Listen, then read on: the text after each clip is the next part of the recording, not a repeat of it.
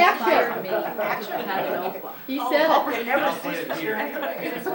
Yeah, I was like really I've appreciated put that. an agenda at, hi Gary, I put an agenda at each person's place. If you didn't get one, there are 2 or 3 extra down on that end of the table. And for the folks who are watching at home, to see if you behave yourselves, this is the meeting of the Milltown Superfund Site Citizen Working Group. And we'll be here until about 9 o'clock tonight, unless we finish earlier. Right, Carl? That's right. So, although we don't have this on the agenda, I thought it might be useful, particularly because MCAT has been gracious enough to be able to help with the public outreach with this group, that maybe if we had the members introduce themselves so people at home know who's here, as well as the people who are here as observers. So, Gary, do you want to start? Sure. Gary Matson. I live in West Riverside and operate a business there. Let's go this way. Jeff Patterson, I live in Tura. I'm a member of the Missoula County Sheriff's Posse. Trent Baker, I'm from Missoula. Sue Fury, Phillipsville. I'm Jenny Tribe, I'm the facilitator. Peter Nielsen, Missoula County staff. Chuck Erickson, Friends of Two Rivers, Missoula County, local resident. Mary Erickson, lived down the road. Just passing by. I heard the coffee was good. Did you know each other? Nice name was gonna be there. That's another kind of session. That's private marriage. Judy Matson, I'm a West Riverside resident. Cindy Jimerson, I'm a Bonner resident on the river to Stokestream. I'm Dick Scheimer, I am a Missoula resident. Gary Weiner with the National Park Service. I'm a technical advisor to the working group. Mike Custodia with the Clark Fork River Technical Assistance Committee. Carl Yearly, Killsville resident. Gwen Thibodeau, Marshall Canyon Road. Kayla Hoyt, I grew up here in Missoula and represent Hellgate Hunters and Anglers on the working group.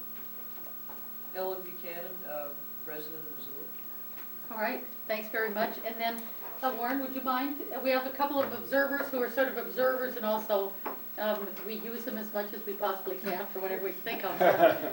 Warren. I'm Warren Hampton. I'm an architect and Tura resident. I'm Kathy Whitman, and I'm a Tura resident, and we own property in West Riverside. Are you related to Mike? Yes. And will he be here tonight? He should be here. Okay, all right. So there's one member that will be coming to the table, and My name is Teresa Henry. I'm a Missoula resident, and I'm a current house rep for, this is not in my district, but downstream is.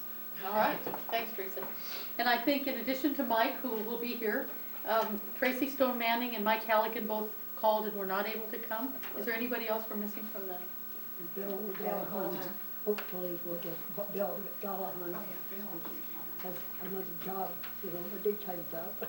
Right, and he's usually here. I think this will be if he doesn't come, it'll be a first time. He's usually always here, so we'll expect him as well. I just wanted to make sure that in our notes that we had who was missing.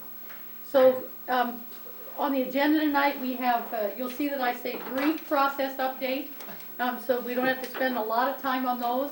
And Peter, that has nothing to do with you. And then we're going to look at committee reports. The Governance and Outreach Committee have some things to report about the business of public outreach and update on the community council election. I think the History and Culture Committee has a report, and we decided 2 meetings ago that this would be the meeting where the Recreation Committee gave us some information, some kind of a report on the trails, that we'd have some Q&A and a little issue discussion, and then we'd hear their recommendation for priorities. Is that right, Jeff? Or you're the chair of that committee, is that? Okay, all right. And then we need to talk about where we go from here. This is the last scheduled meeting on the calendar, so you probably need to set up one for the next time, and then talk about future agenda items beyond where you are right now. Sound okay? All right. Then, Peter, I'm going to hand it over to you, and then I'm assuming you'll involve whoever you need to. terms of process up I there. will, and I would if Diana were here or Doug were here, I'd involve them more, but you're gonna get me, I guess. So for the people who are watching, that would be a representative from the state and from the Environmental Protection That's Agency. correct. Thank you. Well, the biggest news that since we last met is the consent decree is now effective. The effective date was April 10th. And as of that date, Northwestern has surrendered its Federal Power Act license to operate the Milltown Dam as a hydroelectric facility. And the FERC, Federal Energy Regulatory Commission, has transferred its authority over the dam to the EPA, the Environmental Protection Agency. And the power generation stopped effective April 7th. So that's obviously a big transition, and that's a big thing that's happened. We're still on track for a June drawdown, the stage 1 drawdown, which would be a 10-foot drawdown in water elevation in the reservoir that would take place over a period of time. It will take actually until late July or early August until they actually get it down 10 feet. Because it'll start when the river's running pretty high, and it really will only be able to go down a foot or two at the beginning, and then it'll gradually diminish until low flow comes. Really, it has to get below average flow before it can really even get down below 8-foot drawdown. So that'll happen this summer, and you really won't see much else until sometime this fall, probably late fall, when construction activity is scheduled to begin on the site. And it would be site infrastructure, roads, sheet piling for stabilizing the sediment, those sorts of things. The bypass channel construction is planned to begin after the first of the year, this winter. And the stage 2 drawdown, the next drawdown of the reservoir, would not occur until fall of 2007. And that's when they draw the reservoir down another 7 feet in order to prepare to remove the spillway of the dam. The stage 3 drawdown would occur in early 2008, and that's after the spillway has been removed and the river is lowered finally to a total of 29 feet of water surface elevation drop. And so to be, by this time, 2 years from now, if everything stays on schedule, the spillway would be removed and the water surface would be at its final elevation. And how, what was that, 20-something? 29 feet total. That's the hydraulic head on the dam. So in the meantime, there's a real flurry of activity, and Mike is very acutely aware of this, as well as others who are tracking it closely regarding planning for remediation activity. There's been a number of remediation plans and contingency plans that have been out for review and comment. Currently, there's 2 contingency plans that are kind of important that are out dealing with what may happen if a contingency which would deal with the unlikely event, but the possible event that if domestic wells surrounding the reservoir are become polluted during the remediation, what to do about that. What to do about exceeding temporary water quality standards in the river downstream. So those are really important contingency plans, and those are due for comment May 1st, which is next week. The remedial action monitoring plan is complete, and there's a draft, there's a draft final document out right now. The next document we'll see any day now is the stage 1B preliminary design report, and that's for the site infrastructure and roads and that sort of thing. That should be any day. And then the stage 1C preliminary design report should be out in late June, possibly early July. And that's the bypass channel design. So that's one of real importance to look at. So that's kind of in a nutshell what's going on with remediation. There's a lot happening there. There is a FTP site if you want to go on the internet and access any of these documents. You can get that through CFR Tech's website. Right, I was just gonna take this opportunity to make a pitch for the CFR TAC website because it's been new and improved. It's now, to anybody who it means anything to, but it's a blog. So it's a lot easier to maintain, and it's easier to search for different topics. And but all these documents that Peter's been talking about, you can get access to through the CFR TAC website, and our tech advisors have been writing summaries of them as well, just kind of 2 and 3 paragraph blurbs about what each of the reports are about.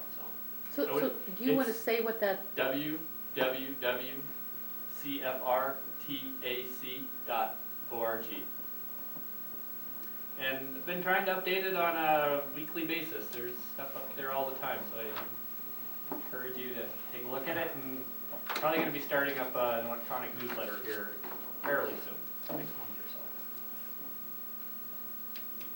so.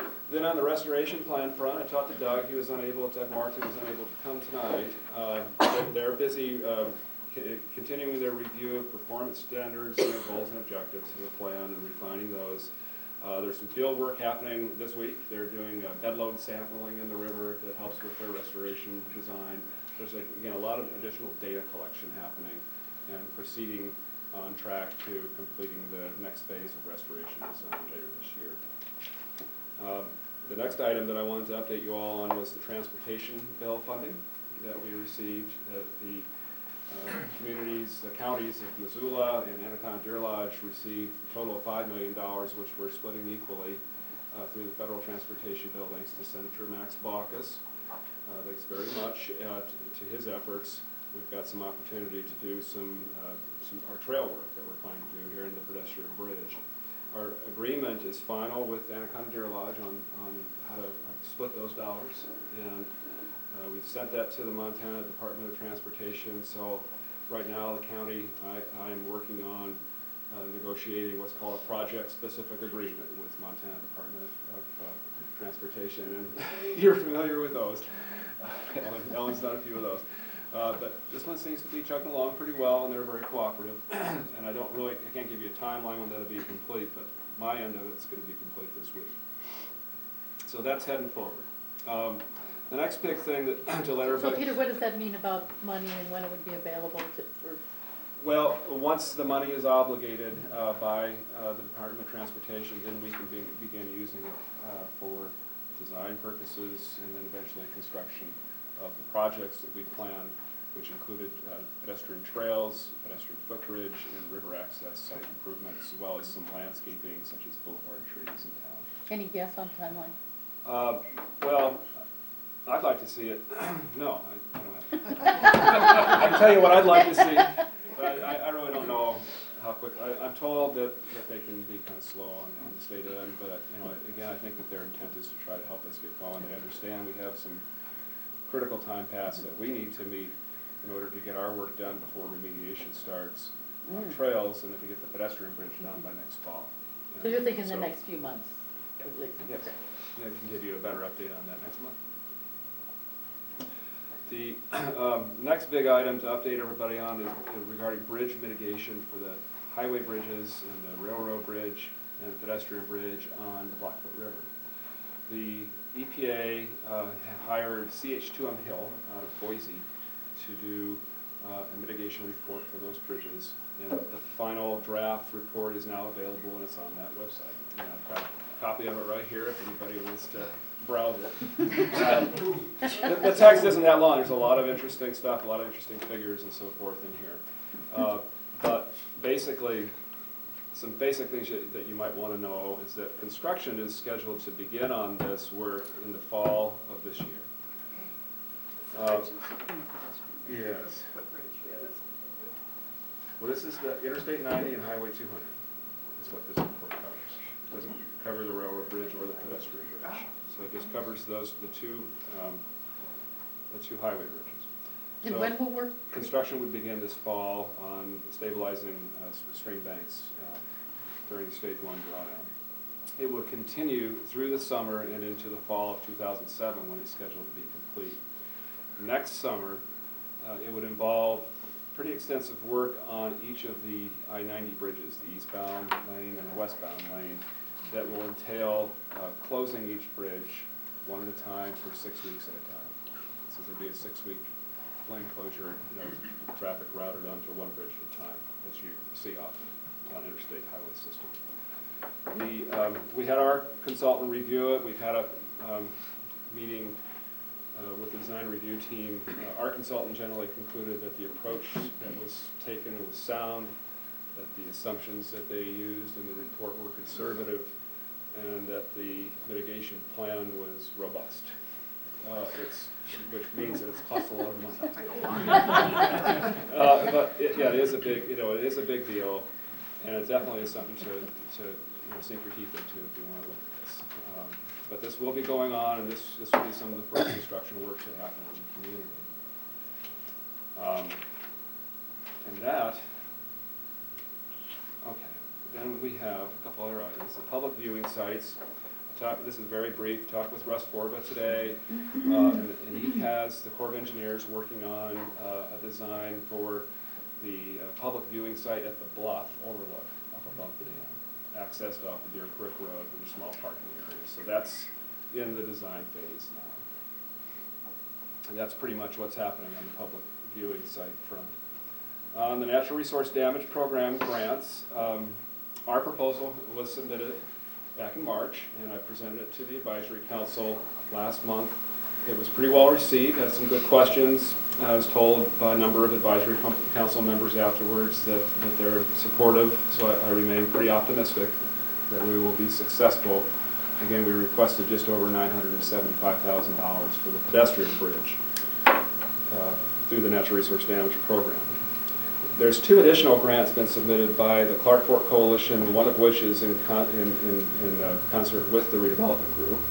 And these are small grants, they're planning grants. And one is for additional land acquisition at the reservoir, and that's the one that we signed on to here. And the other one is related to additional sediment removal. Both of those will be presented to the Advisory Council on May 9th here in Bonn. And that meeting is at, if I remember correctly, it's at St. Anne's Church. Do you have a note? I'm pretty sure that one's at St. Anne's Church. There's also a tour of the reservoir area starting at 10:30 in the morning, and the meeting starts at 1. So those 2 proposals will be discussed, and again, people have a chance to come see the pedestrian bridge, ask further questions. So any of you folks that want to check into that process and attend another meeting, this is an opportunity to kind of check in with those folks. And the date again is? May 9th. Okay. Peter, the grant proposal for the pedestrian bridge, when do you think the Natural Resource Damage Program will let you know on that? The Advisory Council will vote in August. Then the Trustee Advisory Council votes, I think it's September. The governor makes a final decision by December. So we'll know for sure by December. Christmas present. We'll have a pretty good idea. We have a pretty good idea before then, and I think we're getting a better idea every time we go through another meeting and see where people are standing on it. And again, the good thing about one of the good situations we have there is that they set a funding cap of around $8 million, I believe, and all of the proposals combined came up a little less than the cap. So if they funded them all, they still under their cap, so they don't have to cut somebody out. So that's kind of nice. That's advantageous. Peter, do you know if there's any precedent where, say, the NRD board approved something and then the trustees said no, or the governor said no, or vice versa, where somebody? I'm not the best person to ask that, but I'm pretty sure that hasn't occurred. I'm pretty sure that they've always gone with the Advisory Council recommendation, but it's possible that they would not. But I think we have even stronger support within the Trustee Advisory Council within the agencies and the governor's staff for our project than we might even have on the Advisory Council. So I think we're doing okay. We have good public support, good support letters. We have a good proposal, and I think I'm just optimistic. I think it's. So when you said they have enough money for everyone, they don't have to turn anybody away. If they turn somebody away, it would be because the project didn't seem sound. It didn't meet their criteria, or primarily it wouldn't meet their funding criteria. Which is different than being competitive with another project. Just always every month I try to give you an update on well inventory and monitoring issues. I know everybody's concerned about what will happen to domestic wells out here when the reservoir's drawn down and the project moves forward.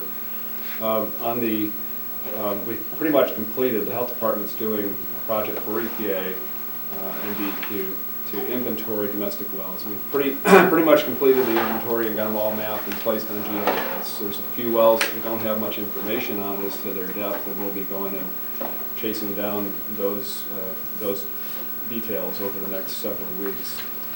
And we've also established a monitoring well network for water levels in wells prior to the project starting. prior to spring runoff for that matter. We got them in before the water came up, so that's kind of good.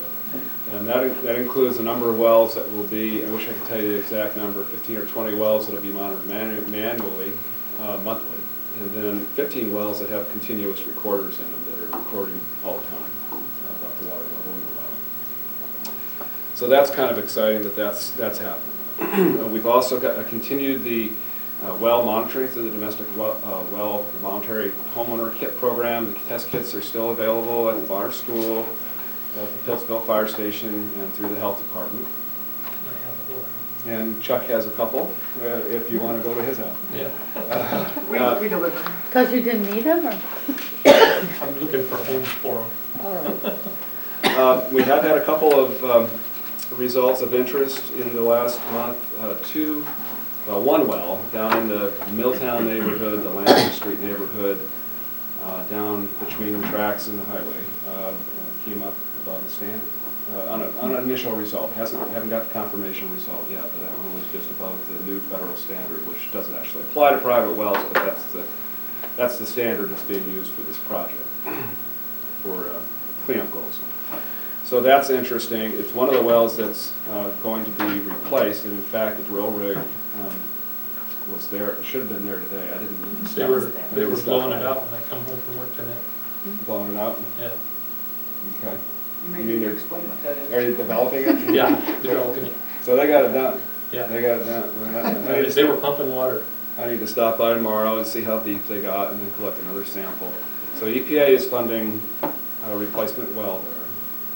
Folks in that neighborhood also may have the option of connecting onto the public water system, but so far most of them have said that either they could go either way or that they really didn't want to be part of the public water system and they wanted their own well. And that's where that stands right now. A neighboring well also had some arsenic in it, but not above the standard. Well, actually several of them did. So that was kind of surprising. It's, the first time that's been detected, but again, those wells haven't been monitored, some of them for 20 years. So it's good to have that done. My memory may fail me here. I think some of them are as little as 50 or 60, 70 feet. They're trying to get them down to 100 feet. So that's what's going on there. May 10th, the day after the May 9th advisory council meeting, we got a tour on Silverbrook Creek, and a number of you guys have taken us up on the offer. But again, if you haven't, I've got an announcement here. If you're interested in going on that tour, there's still some room for a couple more folks. We've got a great opportunity to go see what's happening up there in terms of the sediment removal. They'll be working, they'll be loading trains probably. You'll see some areas that have been restored. A lot of similarities to how things will be done here. Not exactly the same, but a lot of it's really similar. It's picking up tailings and putting them in trains and taking them to the opportunity tailings ponds.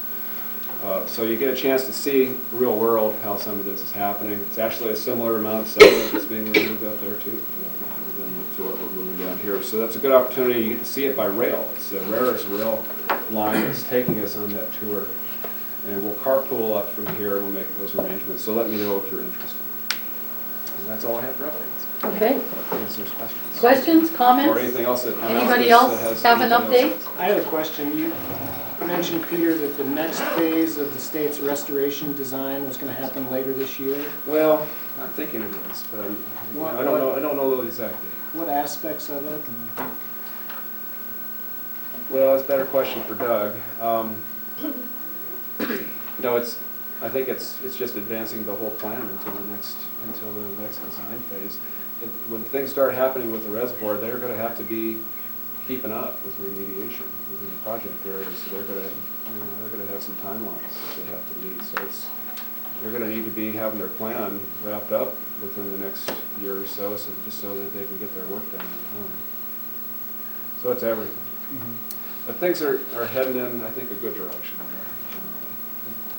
Peter, Positive about it. Go ahead, Cindy. sorry. Do you know if the June drawdown, we draw down another 10 feet, does that affect the water quality downstream? Well, we've done a couple of drawdowns like that, well, several now, over the past several years, starting with the 2002 drawdown, another one in 2004, and then, of course, last fall's drawdown. And each of those have been monitored very closely. There is an increase in suspended sediment that's noticeable during those drawdowns. There's also an increase in some metals, like arsenic and copper. But again, those increases have not been sufficient to exceed the construction guidelines or standards that have been set for the project. And when they're doing it, the other thing you can do is it'll be heavily monitored, be monitored daily. And then if we do exceed one of those triggers, that's what the remedial action monitoring plan does. Daily turnaround on those metal samples, and if you start to exceed one of those criteria, then they can back off on the drawdown and raise the water level even just a few inches, and it just clears up like that.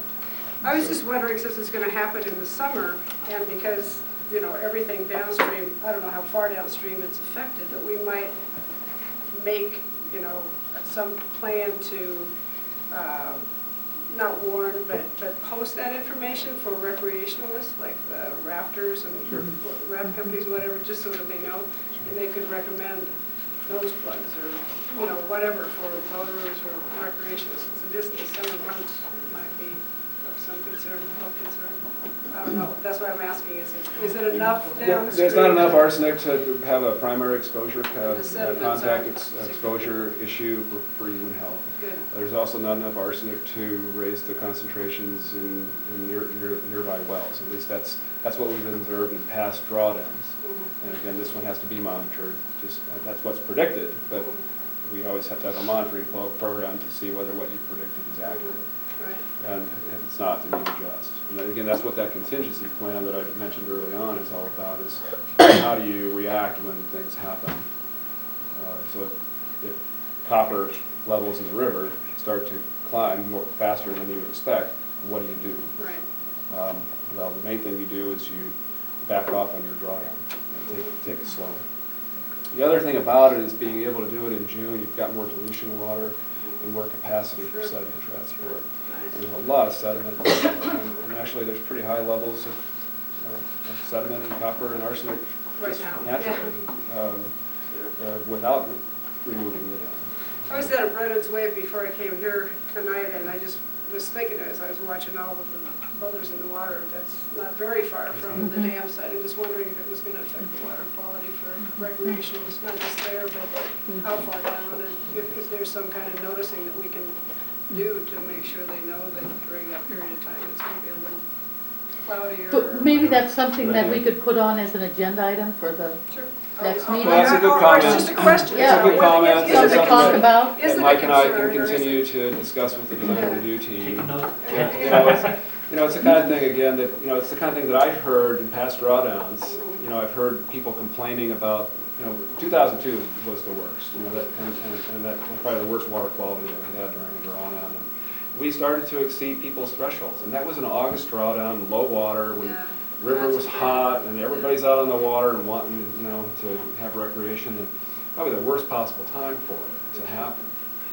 And, we started to exceed some thresholds, and as a result, we got EPA to back off on what those thresholds might be. For example, turbidity thresholds have been reduced from 25 units down to 12.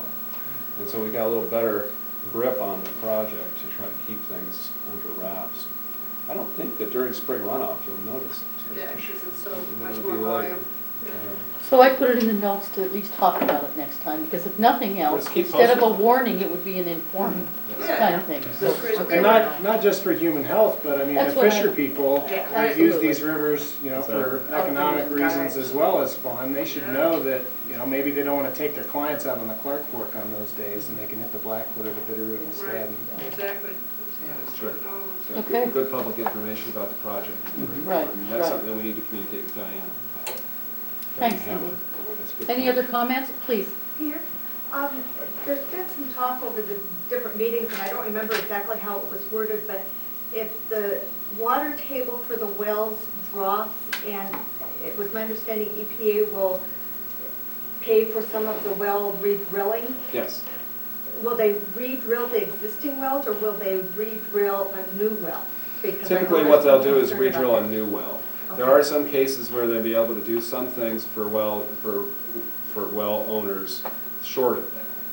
In some cases, it may be true that your well is deep enough, but your pump's not deep enough. That's not often the case, but that may be Sure. possible, that they can lower the pump 5 or 10 feet. I was thinking And- more of the and- well casings, because I've been told that they won't re-drill in the existing well with the existing cases in most situations. I think most cases it's true that they're better off just to drill a brand new one. And that's what's happening on the well in Milltown that's being done today. It's a brand new well. And then I have one other question. Do you foresee a substantial increase in traffic with the construction of the bridges, in addition to the construction that's already going to be in existence for the dam? Do you have any idea how much more we might see from that? I don't have any numbers of trucks, but certainly there will be. I mean, I don't have data on how many trucks we're expecting per day for the bridge work or that sort of thing. But there will be an increase. There will be an increase in traffic. There will be work going on those bridges. There may be some speed restrictions or lane restrictions on Highway 200 bridge, for example, as well as Interstate 90. Will they be doing both those bridges at the same time? Those two bridges will be done over the same period of time. But the final schedule of how that's all going to fall in place and how we're going to coordinate the pedestrian bridge work and the railroad bridge has not been set. And that's something that still has to be done.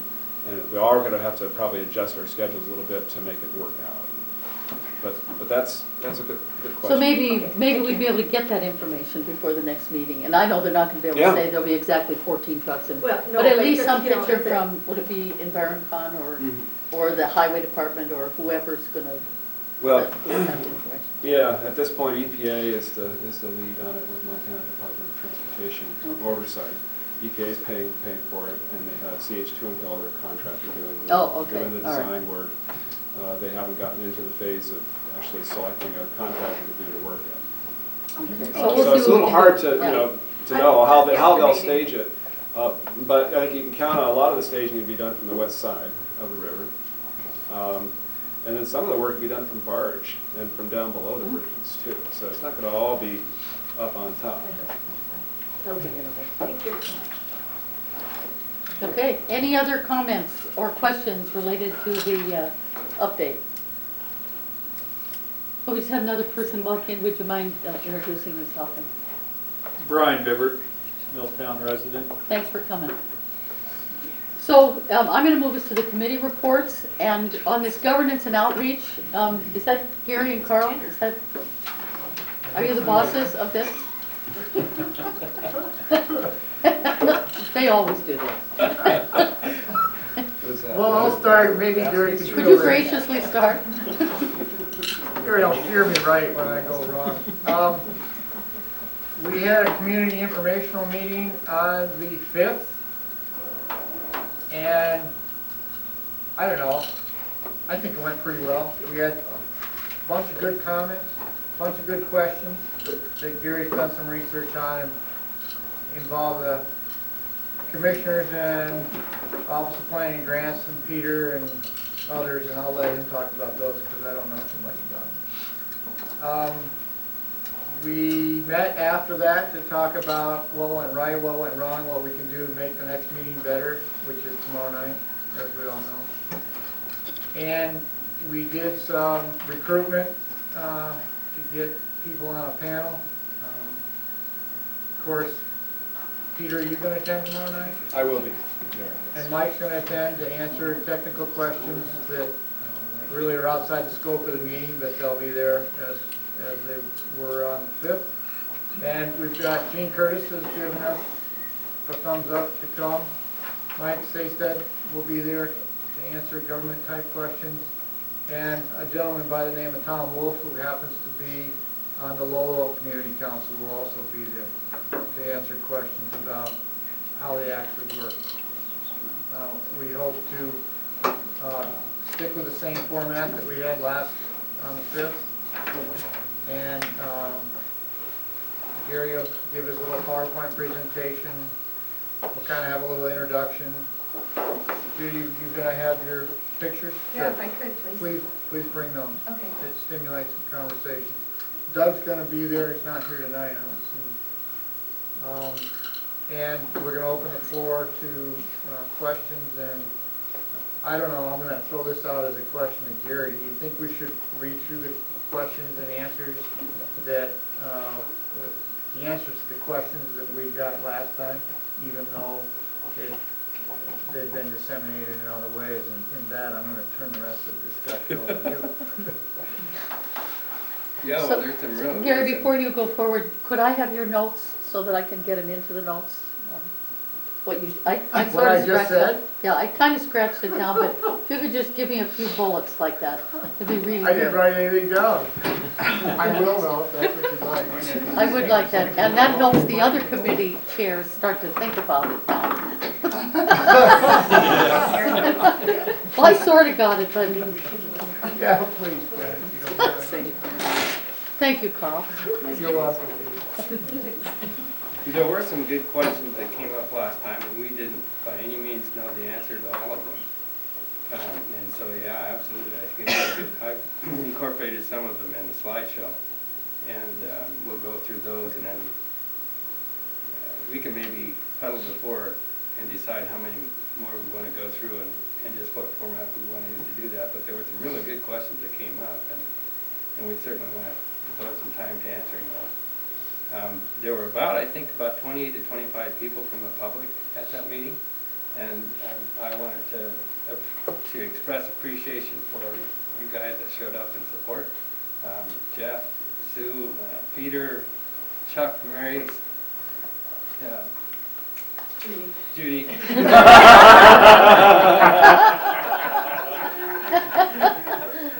Cindy. Maybe some trouble later.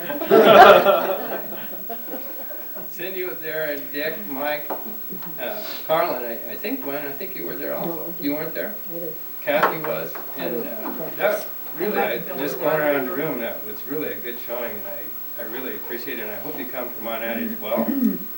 And be sure and pick up your distinctive working group name badge, so that people can ask you questions. And if you don't know the answers to the questions, just send them over to Carl. And he'll take care of it.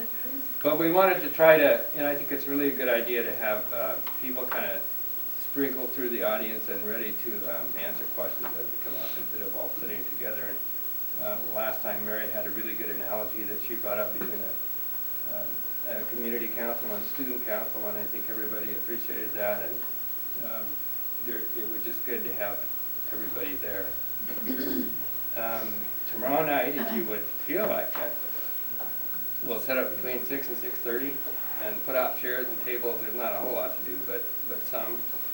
And again, just please come, and there will be cookies and lemonade too, so that's one of the... You're doing the cookies?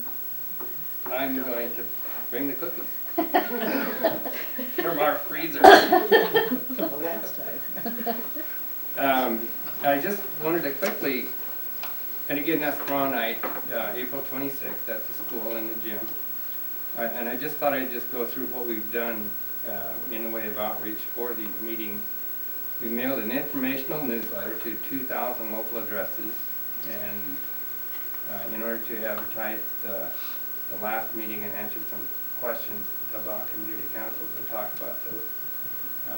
We've solved the riddle of why 3 neighborhoods are missing from our mailing, and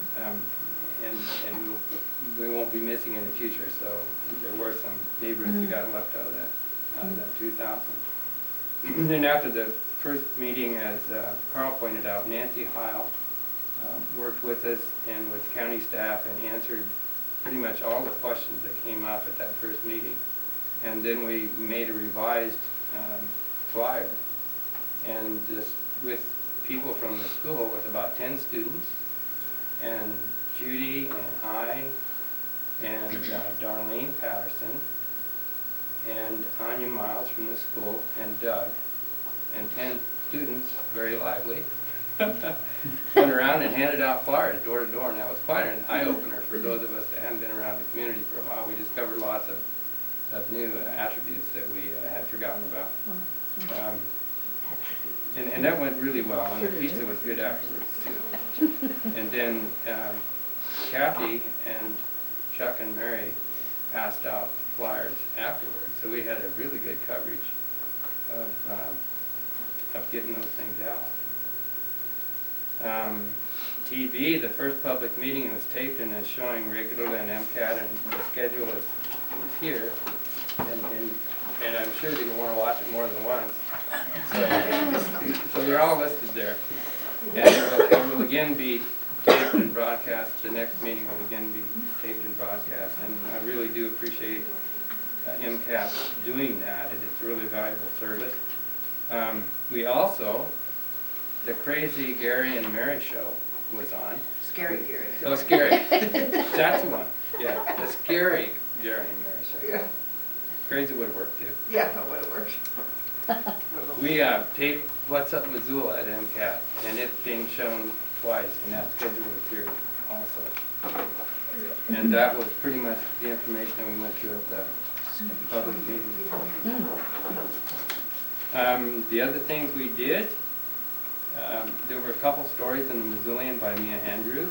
There were posters. Judy made posters for the store, the grill, the bank, and the post office was advertising in this meeting tonight as well as the public meeting. And it's kind of hard to think of what more we might do to let the public know about what's going on. So I feel pretty good about what we've done. And so far, nobody's asked for a speakers bureau. So Worse that's than done. that, they didn't Are even you return my disappointed? calls when I offered. And that's why I don't think anybody's even called with questions. I've called people, but they didn't call me back. You sure you don't have any questions? So that's pretty much the agenda, and Carl mentioned that we'll have a panel of experts tomorrow. It should make that really worthwhile. And I would bet that for a fairly simple entity like a community council, this is one of the best coverages that any place in the country does. All right. Thorough. And Jerry, you'll give me those notes, or email them to me tomorrow or something. Okay.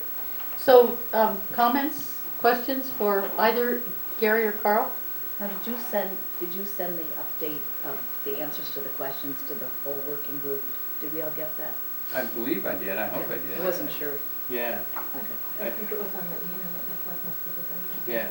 So updated. Okay. Yeah. Well, nice job to these Yeah. two committees. Thanks very much. And for a committee, You did get it. remember we redid the committees and all that business, so these are up and running pretty well. And so after the election's over, then we'll have to think of another job for the Do you have a Summer copy of vacation. questions and answers with you tonight? Well, Gwen just said because she doesn't have emails, so it's just. Oh, okay.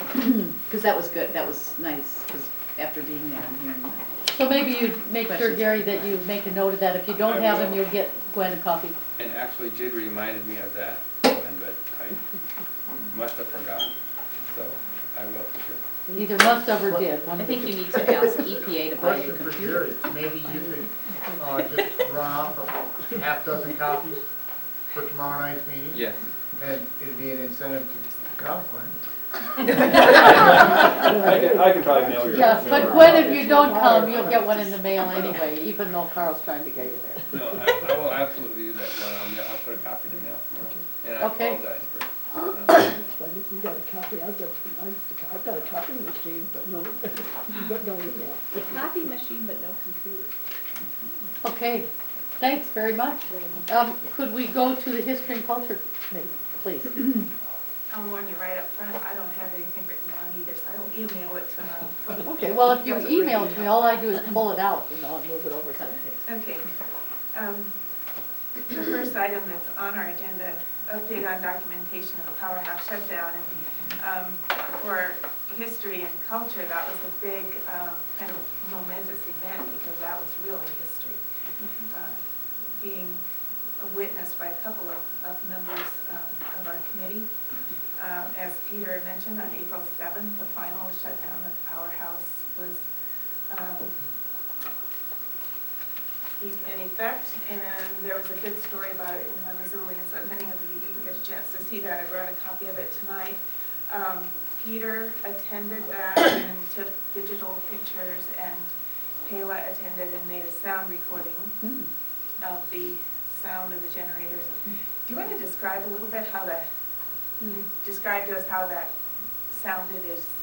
Well, just when you walk in there, the sound, at least for me, the sound is the first thing you notice. It's just this huge sound, and then they had, 3 generators they shut down, and so it kind of got quieter and quieter, and then they had to, at the very end, they had to shut down some gate up top, and there's all this knocking, and there's like boom, boom, boom, boom, and then it sounded like something was shutting down. So it got quiet, and then there was just, it actually, if you're in the sound, it was fun. Yeah. So that was sort of an interesting kind of passing. I mean, that was yeah. And I also got some great tape from the guys who were doing the shutdown. They just spoke well about the event and about the dam and how important history used to be, or about how important electricity used to be. That's why they made the dam look so fancy with the marble panels and the brass knobs, because back then electricity was this magical, amazing thing, and so they wanted to make it a very fancy place. So got some good So we're stuff. very fortunate that she was able to do a sound recording, because I think in some ways those almost capture it better than seeing everything. But in case there are people who would rather see it, we also, MCAT had offered the working group an equivalent amount of time to the gavel-to-gavel coverage that we're getting. So hopefully with your permission and after the fact, we made an arrangement with MCAT to come and video the shutting down of the, and they will also edit it for us as part of the 12 hours that they offered us. So we were able to get really good coverage of this historic event. So do you want to see if they give you permission? No, it's late. So moved. That would be awesome. Ellen? So moved. Thank you. We kind of figured we didn't really have much time, because all of a sudden we realized, oh my gosh, we're shutting it down tomorrow. We better get busy. So we felt very fortunate, and we will share the copies of the pictures and the recordings with Northwestern Energy. They expressed an interest in having that. Also, the Historical Museum at Fort Missoula, as you remember last time we talked about, they're doing an exhibit on the history of the dam, and they probably will want to incorporate Pela's recording into that too. So it will be well used and much appreciated by everyone. The second item kind of flows from the first, the salvage situation with Northwestern. And one of the things that I really appreciate about the redoing of the committees is that we have really acquired some, Chuck and Mary and Pela, in addition to the original committee members who stayed on. And our biggest challenge is trying to find a time when we can all get together with our technical advisors, because we're getting marvelous help from historians in Missoula. So they've really embraced this project, and they're very supportive of anything we want to do and just forwarding the project. So we felt so lucky to have that kind of relationship with them. And Northwestern, then our committee met with Bill Thompson from Northwestern last week, and he is totally supportive of historic preservation. And we felt it was really nice to visit with him. And so the next item that we have to do in that regard is to meet with Bill and Archives and Historical Museum of Fort Missoula to arrange for the transfer of the first set of priority materials, which in our case will be the small things that could just disappear, signs, different documents and things like that. We're pretty confident nobody's going to carry off on the generators, but we have all of those things now that we've consulted with the historians on our technical support, and we think we have a pretty good handle on the list. And then Bill also said he's been contacted by the museum in Butte, the mining museum, for getting I mean, they have 5 or 6 generators, 5 I guess, isn't it? So, and then they're also looking to sell them to operate these original 1926 is I think the second generation. So they will, you know, be recycled as working generators. So it's really nice to think that all of those things are just not going to be scrapped. Warren in particular came up with some really unique ways of trying to save more of the powerhouse materials than possibly could have been done before. And so our next challenge is to work with Envirocon to see if we can work within their deconstruction schedule, because we understand that they're not going to be able to let us pick out this brick and that brick, and we want that. And so, but if we make a coordinated plan, we're hoping that we can recycle and offer to the community through maybe, what's the name of that organization? Home Resource. Home Resource, or some other organized way so that people can actually recycle some of the things that might mean something to them. So it's a lot of work, and so that's what we're doing, is working hard on that. And I'm going to let Warren tell you about an exciting new concept. As we now are acquiring these things, he is beginning to think about how we might incorporate them into the design of the interpretive center. So do you want to talk about that a little bit, Warren? Yeah, I think in the amazing archives of Peter Nielsen is a plan of the powerhouse with the the basic shape of it, the major dam portion here at the back, and the 5 penstocks and attached turbines and generators shown. Northwestern Bill has mentioned that they're going to give us this #1 generator, which is one of the oldest generators there. He's not so certain about what condition the turbine will be. The turbine is actually inside the big 12-foot diameter pipe that comes out of the bottom of it. I guess you could call it the head wall. And I began to look at how we might reuse these, because I think a lot of questions come up as to why do you want this, and so just briefly, I took a look at a plan that is about 36 feet by 50, a room in the interpretive center, that begins to reuse the generator and some attached equipment that would link up to the penstock, the pipe. That's probably one of the most interesting pieces there, is this 12-foot diameter pipe that comes out of the concrete and goes into, actually it's got a flat portion that has a turbine inside. But what I'd like to do is see that reused here. We could either recreate the penstock or maybe obtain a section of it. But I'd like to recreate in this space kind of the sense of the powerhouse. In other words, the back wall here would be that sort of fat, tapered wall that would give you the sense of all this massiveness that's holding back the water. And as you come into the exhibit, you'd actually walk through the penstock, and maybe there's a little turnstile there, and as you turn that, it generates power to light that penstock inside. So, another thought I've had is when you walk through the pipe, it would be nice to have a glass floor and there's water moving under it, because that's really what's going on out there. And so as you walk across there and turn the turnstile, the light comes on, you can see the water flowing under your feet. But then you'd move into a room that would have one of the exciter units and its attached penstock mounted against this recreated dam wall. And as you move through, there'd be, right now I've just sort of picked up from this plan and stuck down the whole control panel system there with its marble gauges and everything else that's attached there. And I also show the little controller room here.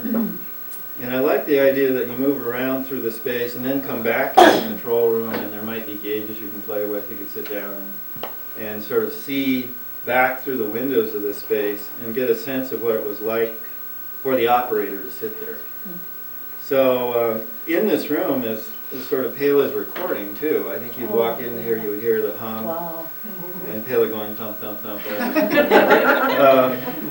But maybe on special occasions, we'd be able to recreate the sense of turning the dam off.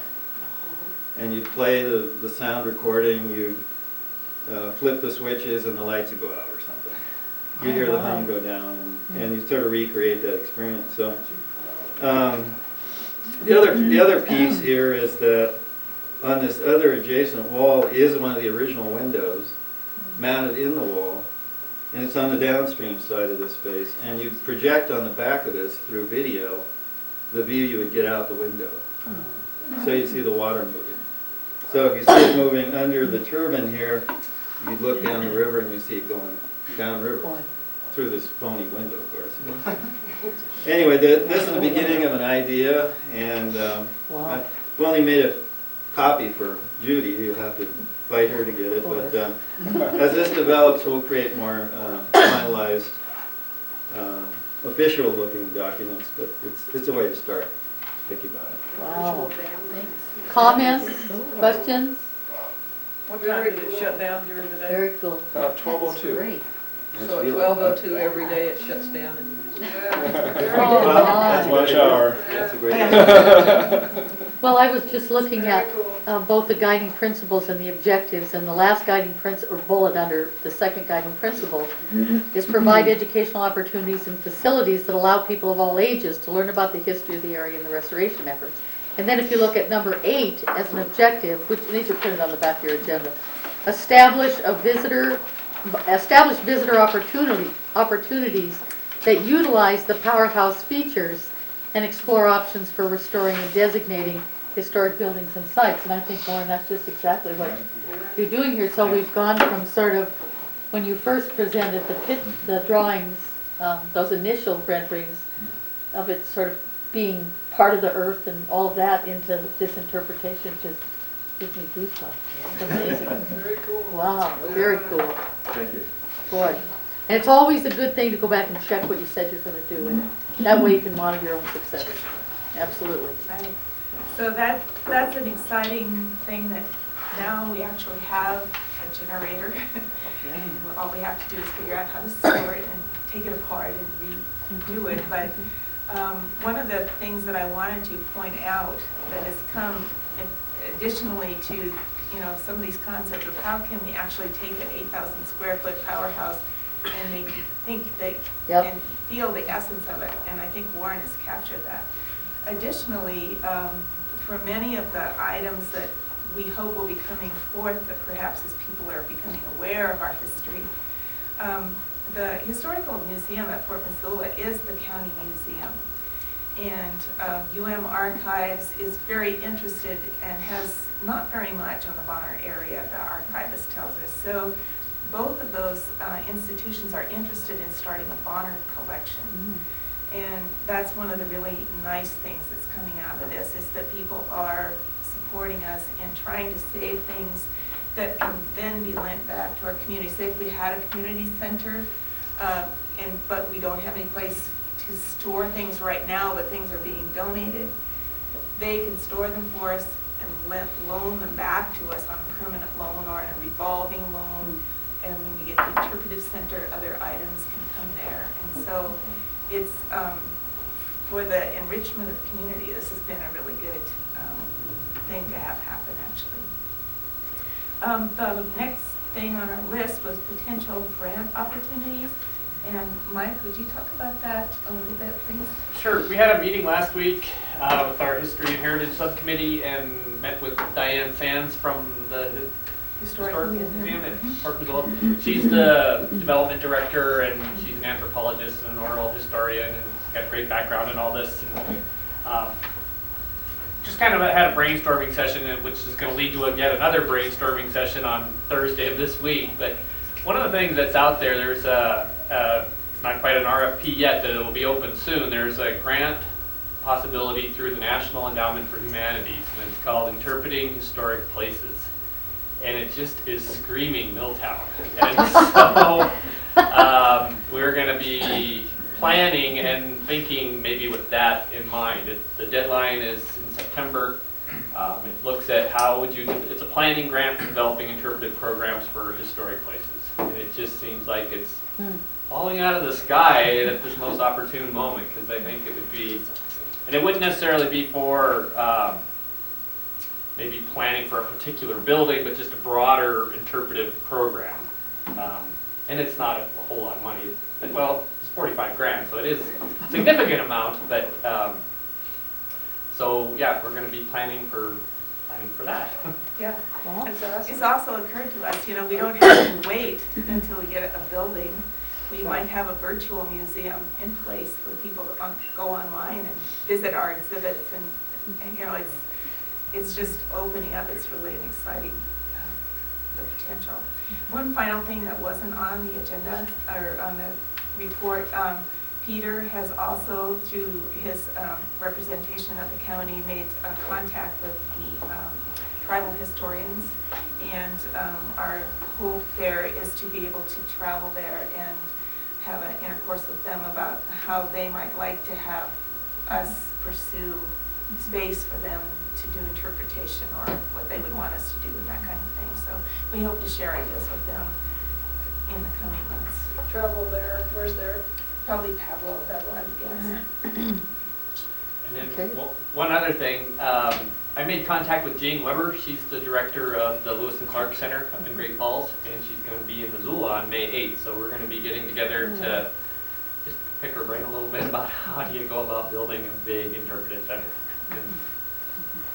Okay. Folks would be welcome to join us if you're interested. Well, I want to say thank you to this committee, too, old and new members. Sounds like you're really cooking. And I was sitting here thinking about all of the business of the powerhouse and what Warren's talking about, and just sort of the archiving of all those things. And for those of you that are the original working group members, do you remember that the hardest thing we had to get through was not trails and the dam. The hardest thing we had to get through was people coming to agreement on the business of how do you preserve the history of the area. And that it broke some people's hearts to have the powerhouse come down, and that the way we got to some agreement, or to agreement, was that we would work as hard as possible to try to recreate that, or have pieces of it, and that people would still have that connection. And so that's a wonderful thing, because that was really a difficult thing to get over in the original group. So thanks very much to this committee. Well, so now we're going to move to the Recreation Committee, and we had promised the Recreation Committee, the Trails Group, that they would have the bulk of the time tonight, but we lied. So, often we lie. No time to so. Oh yeah, it goes fast. So, Jeff, are you speaking for the group? Yes, and we did have our recreational subcommittee meeting last Tuesday, the 18th. We also had a really good turnout, and I felt like it was a very successful meeting. I think we got a lot accomplished. And you'll have notes for me also. I do actually have some notes. Okay. Going along with the list, I'll pass by the pedestrian bridge plans because Peter's already covered that pretty well, I think, and go right to the report on trails.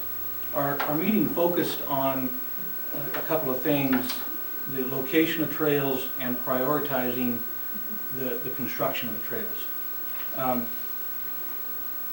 One of the areas that were which is the most concern to us, was the Rustic Road Trail and the Old Highway 10 Trail, because that's where a lot of the construction traffic is going to be. So what we had come to grips with here is that we need a loop around that trail, or we need that trail to be a loop around that area, all the way from Bonner School to the exit 113, down Highway 10, and then back down Rustic Road, connecting back into the trail at the intersection of Rustic Road and Highway 10. I think we agreed that this should be a paved trail. Would it help to put the map up, do you think? Yeah, actually Peter's got a map that shows... You want to be Vanna? I'll be Vanna for it. Okay, all right. Where's your dress? Where's your sequence? Good job. You don't need a dress.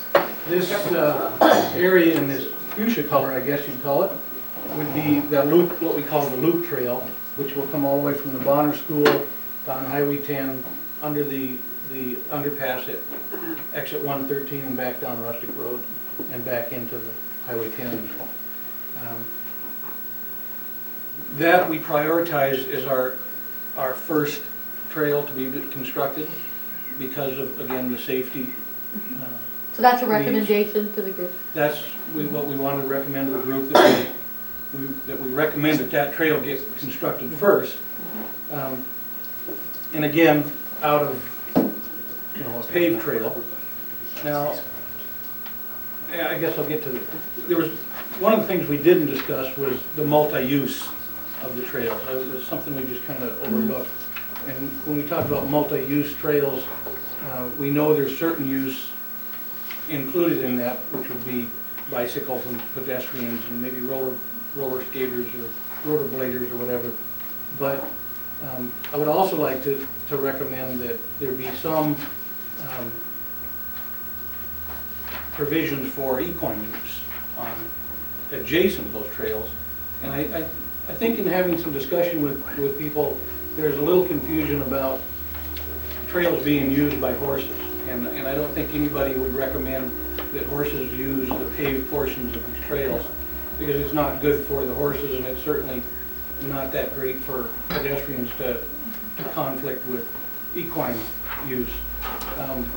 So what I would recommend is maybe... Was this you or the committee? Well, this is what we didn't discuss. Oh, okay, I see. We didn't really discuss the equine use, and that's why I just kind of wanted to throw that out for some discussion when I'm done here, is that I think it would be easy enough to build a side trail along the paved sections for equine use so that we can call it a true multi-use trail.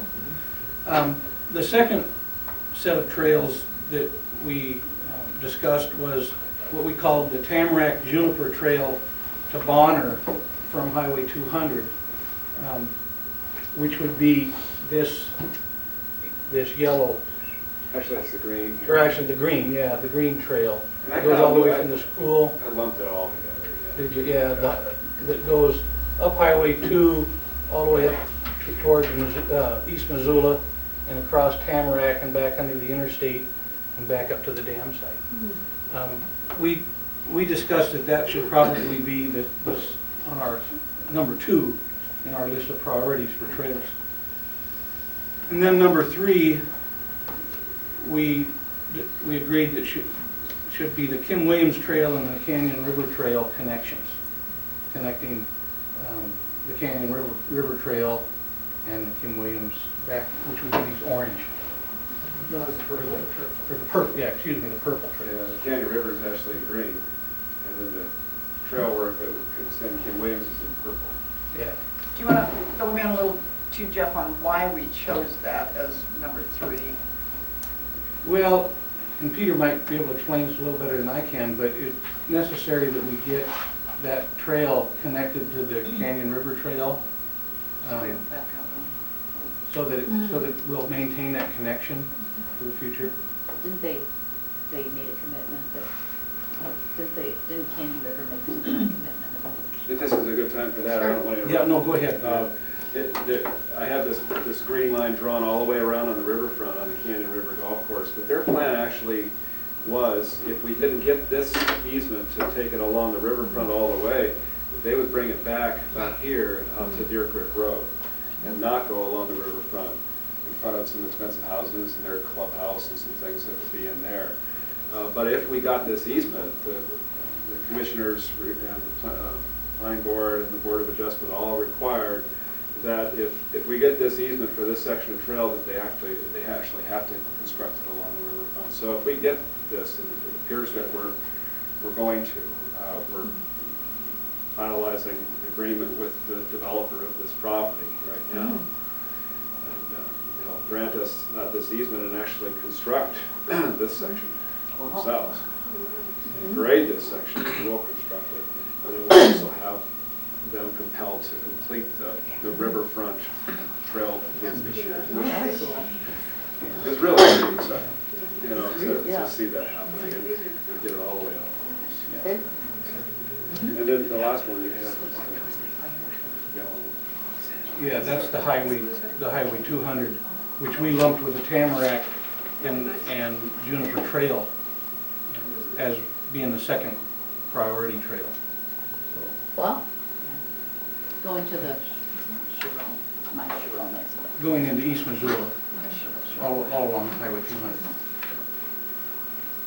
So that's our list of priorities. Okay. The Loop Trail, the Tamarack Juniper Trail to the Bonner School, which includes Highway 200 up to Brickyard Hill, and then the two trails connecting the Kim Williams Trail and the Canyon River Trail. Okay.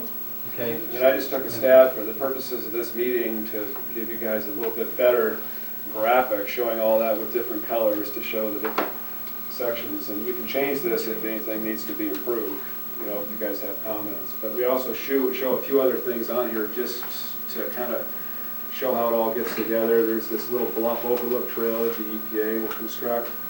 Pretty short, but it's there.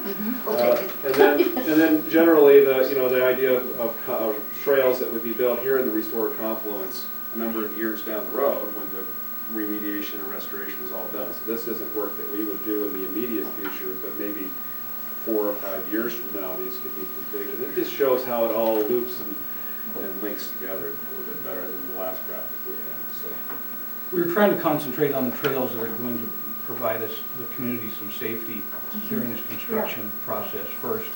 And then, of course, these other trails will be something that's done after the rest of the project's done. So is your committee open to some questions and comments? Yeah, let me just tell you first Sure. that in regards to the progress of these trails, Peter tells us at that meeting that they were going to fly the trails on Thursday. Is that correct, Peter? And they did fly that to make some digital elevation diagrams so they could begin engineering. actually, we have even better news on that because we found that we had it all arranged to extend the flying down this area, but we found at the last minute that the state restoration program, Doug Martin's program, had it all flown, and I didn't think they were far enough over to give us the road, but they were, and so we were able to avoid spending that money. Great. So that's Can we, and we're at some using, point, see so that's those? all being used. Can you see that? Yeah. sounds fast. We'll be using it.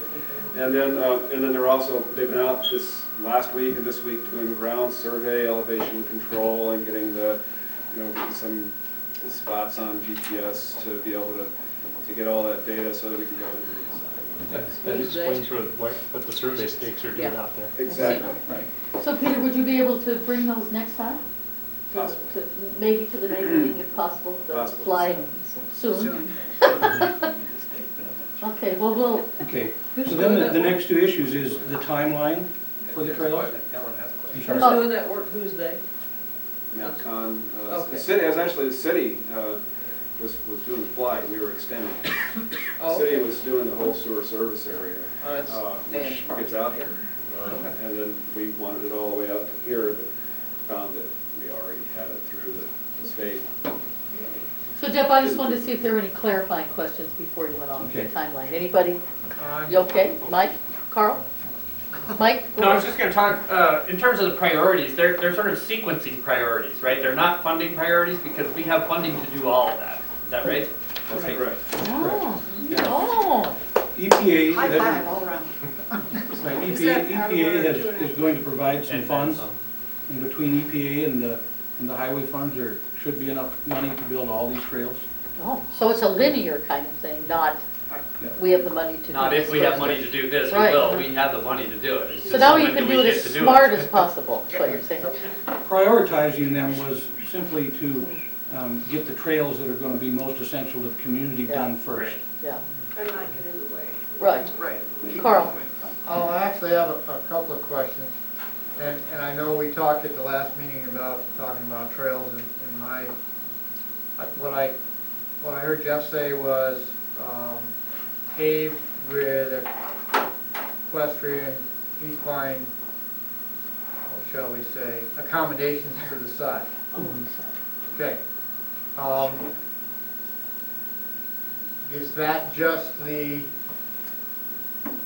Bonnetura Loop Trail, or are we talking about equine multiple use access in other areas, or has that even been discussed at this Well, point? that's one of the things I'd hope to discuss here tonight, because again, we kind of neglected to discuss that at our subcommittee meeting.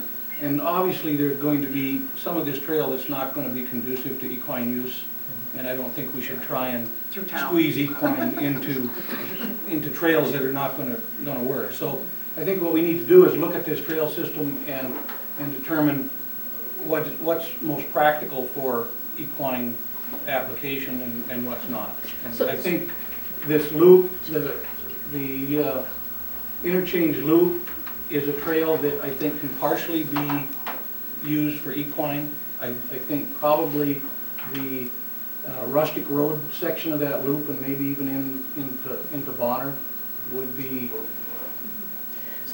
applicable to horse use. But What I'm thinking, Jeff, is that maybe instead of trying to come to agreement on that, since you said our subcommittee didn't talk about it, and we kind of needed to, that maybe what the rest of the working group could do tonight is offer you some criteria to sort of help you think about it. And then if your subcommittee would meet one more time and come back and give us some recommendations about horse use, instead of trying to sort that all out. I think what we have to do is we almost have to wait till the engineers have brought us back a couple proposals. And that's one of the other things I wanted to mention here is that we discussed is the people in the community should have some input on these trails. You bet. And what we'd like to do is we'd like to take these proposals out to the community and get their opinions. But we really can't do that until the engineers have put together some proposed trails and show the community the pros and cons for those trails. Sure. We have discussions about trails on both sides of Highway 10, and we had discussion about trails on one side or the other. And so what we decided was we should probably let the engineers come up with some proposals for trails, then get back together and look at those, take them to the community and see what the community wants, and then talk about where equine use is going to be applicable and where it's not. And what I was thinking about criteria, Jeff, for the group was perhaps there were some criteria beyond where it was practical to put a horse trailer on. They might have some other things that they would want to talk about related. Sure. And so so it wasn't where it would happen. It was just more a set of criteria within which everybody would kind of take a look at it. But I appreciate your comment about let's let the engineering occur and then really talk about it. So maybe we don't have to agree on that tonight. We just need to know that down the road you have to talk about uses. Right. I think the next step here is to have the engineers design some trails and give us some proposals to look at and to put out to the public to see what they want. Gary. Well, I guess I think that part of what the engineers might want to see is what areas would require more width than others because of mixed use with both equine and so I wonder if that wouldn't, if you wouldn't want to say to the engineers, these are the areas we're looking at for possible equine use, if that would, you believe that this is possible in an engineering way to put them in here because of the available space. Well, I think on the Highway 10 side of this loop trail, for example, there are a couple of areas that are real tight between the railroad track and the highway, and so I think what we have to do is let the engineers come back to us and say, this is what we can do with this area, and then we can look at it and decide whether it's even worth proposing a side trail for equine use. Sure. And until they do that, until they tell us how much space they have and what's possible, we really can't make those suggestions. But we'll need to let them know up front that we're thinking about that. Right, Yeah, they're aware that we're going to want to try to accommodate it. Get our bid in anyway. So, I have a question. I don't know that much about horse trails, but what about motorcycles on horse trails? Is that discouraged? Yeah, I think we have to limit motorized traffic to these trails entirely because you're going to have conflicts when you have motorized traffic. Well, I really don't like motorcycles. I have to preface that, but I know what we have heard over and over and over again from people in the community is that they don't want to see things change.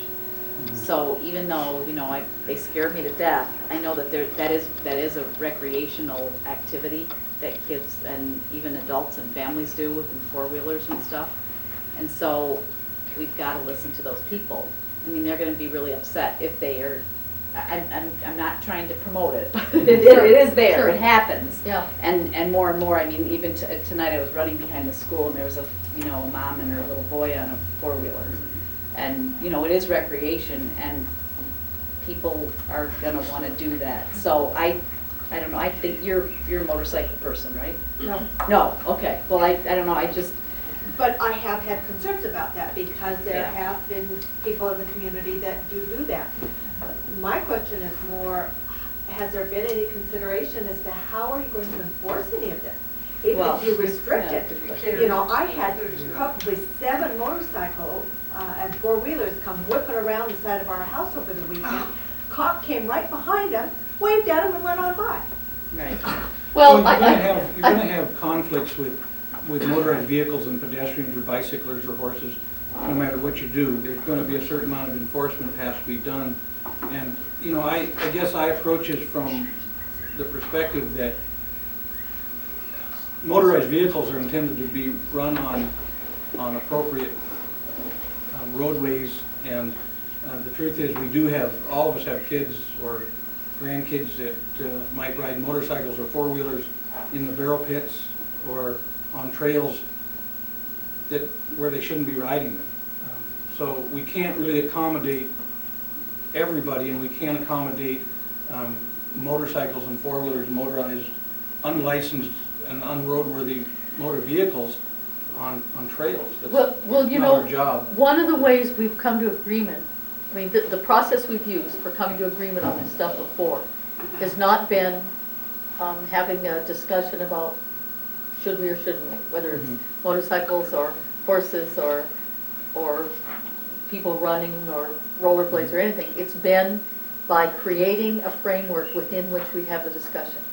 And that's sort of what I meant by the criteria, that if you said, I'm looking again at these guiding principles, and those were very broad. So if you were thinking about sort of framing your decision space related to trails, well, first of all, you may not have the decision space to decide what's going to happen on the trails. You may be making recommendations, but this might be something that a community council would feed into, or, I don't know who makes those decisions. And partly the decision is made by how the trail is created. And so what I'm thinking again is that this group probably needs to have, now that we know the priorities and that they're based on sort of a linear what needs to happen next, and they have the money to do it, and that the engineering piece will come next, probably the working group needs to have some discussion, not about where it can happen or not, but what's appropriate in what places. And I don't want to dismiss Sue's comment, about motorized or the comments about horses or anything. There's probably, this area right here, we're probably talking about individual biases in every person at the table. And so that's why you have to agree first on, what are the principles you're talking about here? What's the decision space within which you would talk to the engineers? And probably the engineering's not going to get done in the next 4 weeks. No. So I think that it would be useful to plan into your May meeting a work session, maybe an hour and a half, the way we did some of the other work, where actually you create that decision space and then give that to this committee so that they can come back and say, or they can say to the engineers or whoever, this is what we're thinking about, this is what we're thinking about. But not just because we're all throwing our own biases up there, but we first of all create this framework. So what do you think? Are you willing to do that? Oh, go ahead, please. Yeah, Jenny, you weren't here, I don't think, when it came up about the urgency to get especially this trail in Rustic Road, because of, now I'm going to throw this back to Jeff, because he's got and Peter, the time that things may start. And we don't feel anything should start as far as trucks and stuff moving until there is a safety issue for the public. Right. And so what I just heard from you, actually, is the kind of guiding principle or criterion I'm thinking about, that nothing starts until we can guarantee the user public that they'll be safe in there. Those are the kinds of things that I think have to be discussed. And there might be uses that would occur now or wouldn't occur now that could occur later, but they can't occur now because of the safety issue and all of that kind of business. Oh, Carrie. Yeah, that, when you talked about wanting these trails to be asphalt, I guess I think I was hearing you meant all three of them, the three top priorities, all to be asphalt. Correct. I was curious what process you guys went through in the subcommittee to come up with that recommendation. And the reason is that, we do seem to have the money to build asphalt trails if you think that the extra expense is worth that. But it says something about the users you want. It says something about the expected traffic that's going to be there. And, you can pretty much engineer anything you want. We could get a 20-foot concrete trail in there if we really wanted to. But, the question is, what experience do you want? And is a 10-foot asphalt trail, I'm not saying it's not, I'm just wondering whether a 10-foot asphalt trail is the experience that you want.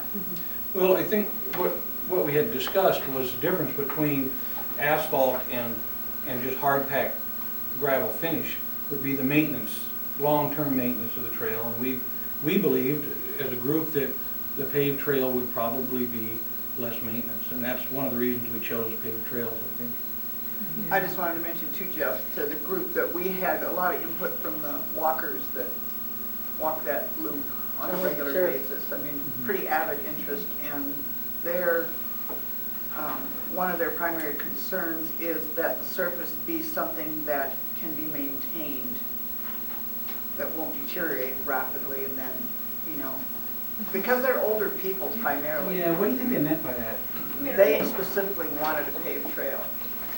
Do they snow like plowing. walking on asphalt? I've got people ahead of me, so before I get there. Plowing snow was one issue. Okay. Go ahead, if you're adding to this. Yeah, Mary, wasn't there something indicated about some of them come with wheelchair restricted people? Wasn't that some Well, of and the moms with concern strollers on and. the, on the pavement was so that they could access those trails as well? I think, as I remember some of the It wouldn't conversations. deteriorate as rapidly. Yeah. You wouldn't have weeds, wouldn't be an issue, things of that sort. Pele, you had your hand up a long time ago before anybody else. Do you remember it all? Yeah. And then I have 1, 2, 3. Dick had his hand up a long time ago. I'm sorry. I've been on vacation. I think my question was answered, I'm not sure, but Okay. originally, I know that there wasn't funding to do this whole loop trail, and that I think you were gonna ask the EPA if additional funding could be found That's correct. as part of construction mitigation. Yes. Was that found, additional Yes, money? EPA is committed to provide funding sufficient to build that trail. And that's what we're gonna have effective July 1st. So we'll have that irrespective of transportation bill funds, which might, depending on how quickly we get our agreement, and it might not be available till later. But at least we have that effective, and we're proceeding with some of the design work now on that section as the priority so that it can be built this year. Okay. You've been waiting in the wings. Did you remember? Okay. Cindy. I just have a question about who will maintain the trail? Well, that was. These are county facilities. The funding is being provided to the county's building them, the county being responsible for maintenance. The county does not provide snow plowing services on these things. We don't have a big fund for maintenance. They don't require a lot of maintenance, but eventually all things do require maintenance. Sure. The only reason I brought that up is as we even consider the use, if we're looking at allowing motorized, not allowing, I mean, our role, of course, is just to recommend, but we may have to go back to them and say, what do you recommend? Because you have to maintain it, and clearly the maintenance of foot traffic is going to be different than motorized. So Well, that was just I should clarify something, I think, probably, Jenny, if I could. Go ahead. Is that the funding request was for pedestrian trails. The money that was given is for pedestrian trails. And it's a non-motorized trail system.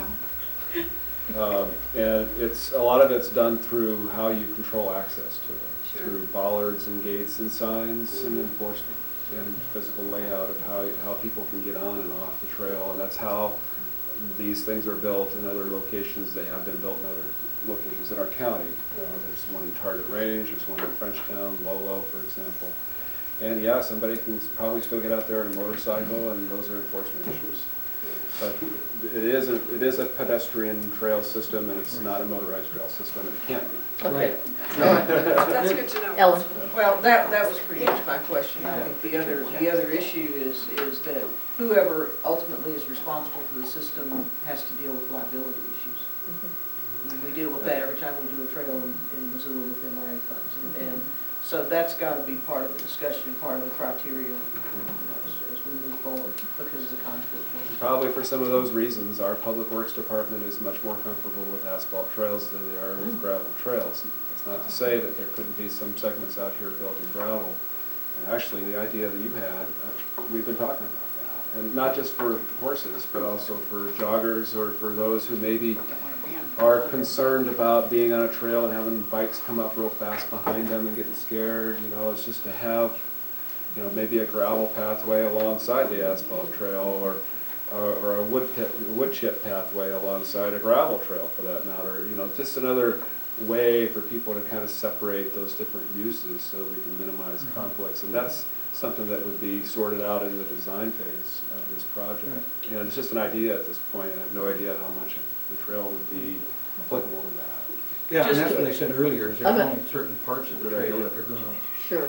Well, just as kind of a follow-up, that Jeff and I talked about this a couple of meetings ago, and one of the things that has been done in town is that there are two different standards, and one is something that Parks and Rec calls trail mix. Can you guys hear okay? It's called trail mix, which is not a gravel trail, but it's a compacted surface, and that's kind of the less urban trail system. And then on the north side of the river, everything is paved and is the more urban trail system. And there are probably more maintenance issues with the trail mix, but it certainly works for handicap accessibility and strollers and wheelchairs and all that mix of uses, and you actually can hear the bicycles better. Because they crunch as they come up behind you. And they're a little slower too. Yes, they are a little slower. Yeah. Perfect. Trent. Thank you. In talking about guy's a teenager. the kinds of things that we considered in, I guess, choosing or recommending, considering different surfaces, one was the existing uses that are going on out there and the ones that we wanted to preserve and allow to go on in a, you know, a safer area off the road while these trucks are doing the construction. And it's a popular road biking stretch, and so it made sense to think about it in terms of a trail surface that would, you know, mimic the roads that they're using. Okay, Cindy, you had your hand up again. I just wanted to say for the record, I've been on the Recreation Committee for the early part, didn't make the last meeting, but we've always considered, even as it's defined as pedestrian, having some equine use. So I think, you know, that's good consideration to make for sure. Gary? Best case with the available, the way the funding situation is and everything, when could construction start? Could it start like in the fall or? Yes. This fall? Yeah. At least on that one segment, and I'm hoping that there can be more done this year, and certainly after the beginning of next year. The intent is to have everything that's on that map, that's, well, all the fuchsia, all the green, and all the purple, done by next fall, 2007. Not the blue and not the orange, and and also the yellow. Okay, all right. Sue and then Bill. Well, one of the things that we discussed last week, I think it was on Highway 210 to have the possibility of a trail on both sides of the road. We did talk about So so you'll actually give questions to the engineers and say what can we do, and right. I think it was somebody, I don't know if it was one of the Piltsville Walkers or one of my neighbors that said there's 28 kids that come from just that little Piltsville area down the street, or right down here. And it's like this pack of kids that are riding their bikes or walking, coming to school in the morning. So we talked about the safety of this side of the road instead of that side of the road. So there's all kinds of things to. Okay, Bill. Oh, it's just a simple one. Is it really true that paved is easier to maintain, or is that just an assumption that we're Gary, he's over there chomping. Yeah, it's probably easier to maintain, but gravel, you know, if you're talking about roads, if you're talking about logging roads, when I used to be a forester, that was a thing we do an appraisal. In your old life? Yeah, you pay more upfront for an asphalt trail, road rather, but a gravel road would need annual maintenance. Footpaths aren't that way. The Bozeman trail system, they've been building trails for a while, they have it down pretty well. What they do is they excavate down about 6 inches with a bobcat, they come back with 3 inches of road mix, which is like 3/4 inch minus gravel, and then 3 inches on top of 3/8 inch minus, which is the trail mix basically. They water it, they compact it, and really they don't have to mess with it again. Intersections, you know, or areas where the trail hits the road, where something funny is happening, they might have to, every few years, come back and throw some gravel down and rake it again, but the traffic itself keeps the weeds down. With either trail, you have to mow it. An asphalt trail, you have to oil it sometimes, so yeah, you know, if you look out, I don't know, 20 to 30 years, there'll be a break-even point, but really, you don't build an asphalt trail because it's going to be cheaper, because the maintenance is less. You build it because you think asphalt's a better experience. Well, I think one of the things that we talked about, if I recall right, was, you know, who do you invite when you build a trail? And if you build an asphalt trail, you're going to invite a certain type of user. And if you build a gravel trail, you're going to open that trail up to the possibilities of motorcycles and four-wheelers that are going to tear the trail up. They're more apt to use I think a gravel trail with their motorcycles and four-wheelers than they are a paved trail. That's just kind of my personal opinion. I think we'll see more of the local kids running their bikes, their motorbikes and their four-wheelers on gravel than you will see on paved trail. Well, again, probably everybody sitting in this room has a bias about a paved trail versus some kind of compacted material, and we probably all tie it back to our own personal use. And so I want to remind you about the Piltsville walkers. You have a thing here that says in your guiding principles, protect a riparian buffer area and community open spaces that enhance community appeal. And you're talking about community in terms of local. You're also talking about the other part of the community, the broader community. So I think what the Recreation Committee is trying to do is find that balance that satisfies those walkers that will feel much more comfortable on paved, and then some folks who might be looking for something else. And so in the end, maybe it doesn't have to be all or nothing. I mean, maybe there are parts that you could do. And once again, I'm thinking that acknowledging Gwen's comment about urgency, that we want to make sure we're operating within the time frame, and I think you've got a timetable to go to next on your report. We covered that pretty much already. Okay. It will be by late fall. By the end of the calendar year, I think is what we were told that these trails can be accomplished. But one of the things I want to go back to that I said earlier is once the engineers put together a couple of different proposals of trails for us, whether they're gravel or paved, then we agreed that we should take those proposals out to the community and ask the community what they want, rather than what the working group decides. Sure. Whether it's really not up to us as a working group to decide if we want gravel or pavement. I really think we got to go out to the community and ask them what they want. Well, and in the end, this is we don't know who would make that decision. Somebody's got to make the decision, and it'll probably be the people building it, the engineers. But and what you'll be able to do is what you've done in the past, and that's say, this is what we're looking for. This is the framework within which we'd like it to happen. These are some things that are important to us. Us, meaning not just the people in this room, but the whole community. And when you go out to people, you're probably talking about people that would come and use the area beyond just the people that live in the immediate area as well. So what occurred to me is how wonderful it is, instead of talking about whether you're going to do trails and where they're going to be, all of a sudden now we're arguing about whether they're going to be paved or not. I'm thinking, holy smoke, we've really moved. And you have the money. Such problems. Yeah, we're not arguing about whether we're going to eat, it's what we're going to eat. So that's a way different situation. Carl, you had your hand up. Do you want to kind of close this if you can? I've got a question for Jeff and Peter in terms of the engineering. Are the engineers looking at multiple locations for trails and crossings whose front yard and whose backyard, and will they come back with kind of a collage of what could be done, what are the pitfalls of option A and B, and what are the positives of option A and B, or are they gonna come back with pretty much a preferred option?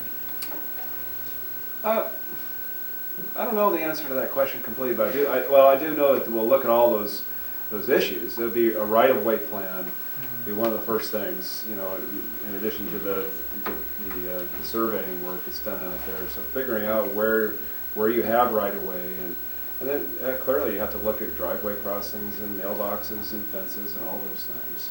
Right. And yeah, ultimately that will lead to pros and cons, and I don't know whether or not at this point I can commit that there'll be, you know, multiple options proposed or one preferred. I can't really say at this point. But we did talk, and I should update the group, Jeff, if I may. You know, we did talk about, you know, expediting that Bonner to Tura stretch for sure, getting that done this fall, and we're trying to get that on the fast track, and so the engineering, our public works department is engaged with that process now. And we talked about them doing the design work on that. And now that we're looking at this whole big picture with them too, we're starting to talk also about farming some of that design out. So that is being discussed, you know, having a consulting firm. Maybe do the whole thing, you know, design the whole, get this whole design done on all these segments that we want to get done. Clearly this Bonner to Tura stretch is the first priority sequence-wise, and needs to stay on a timeline to get that done this year.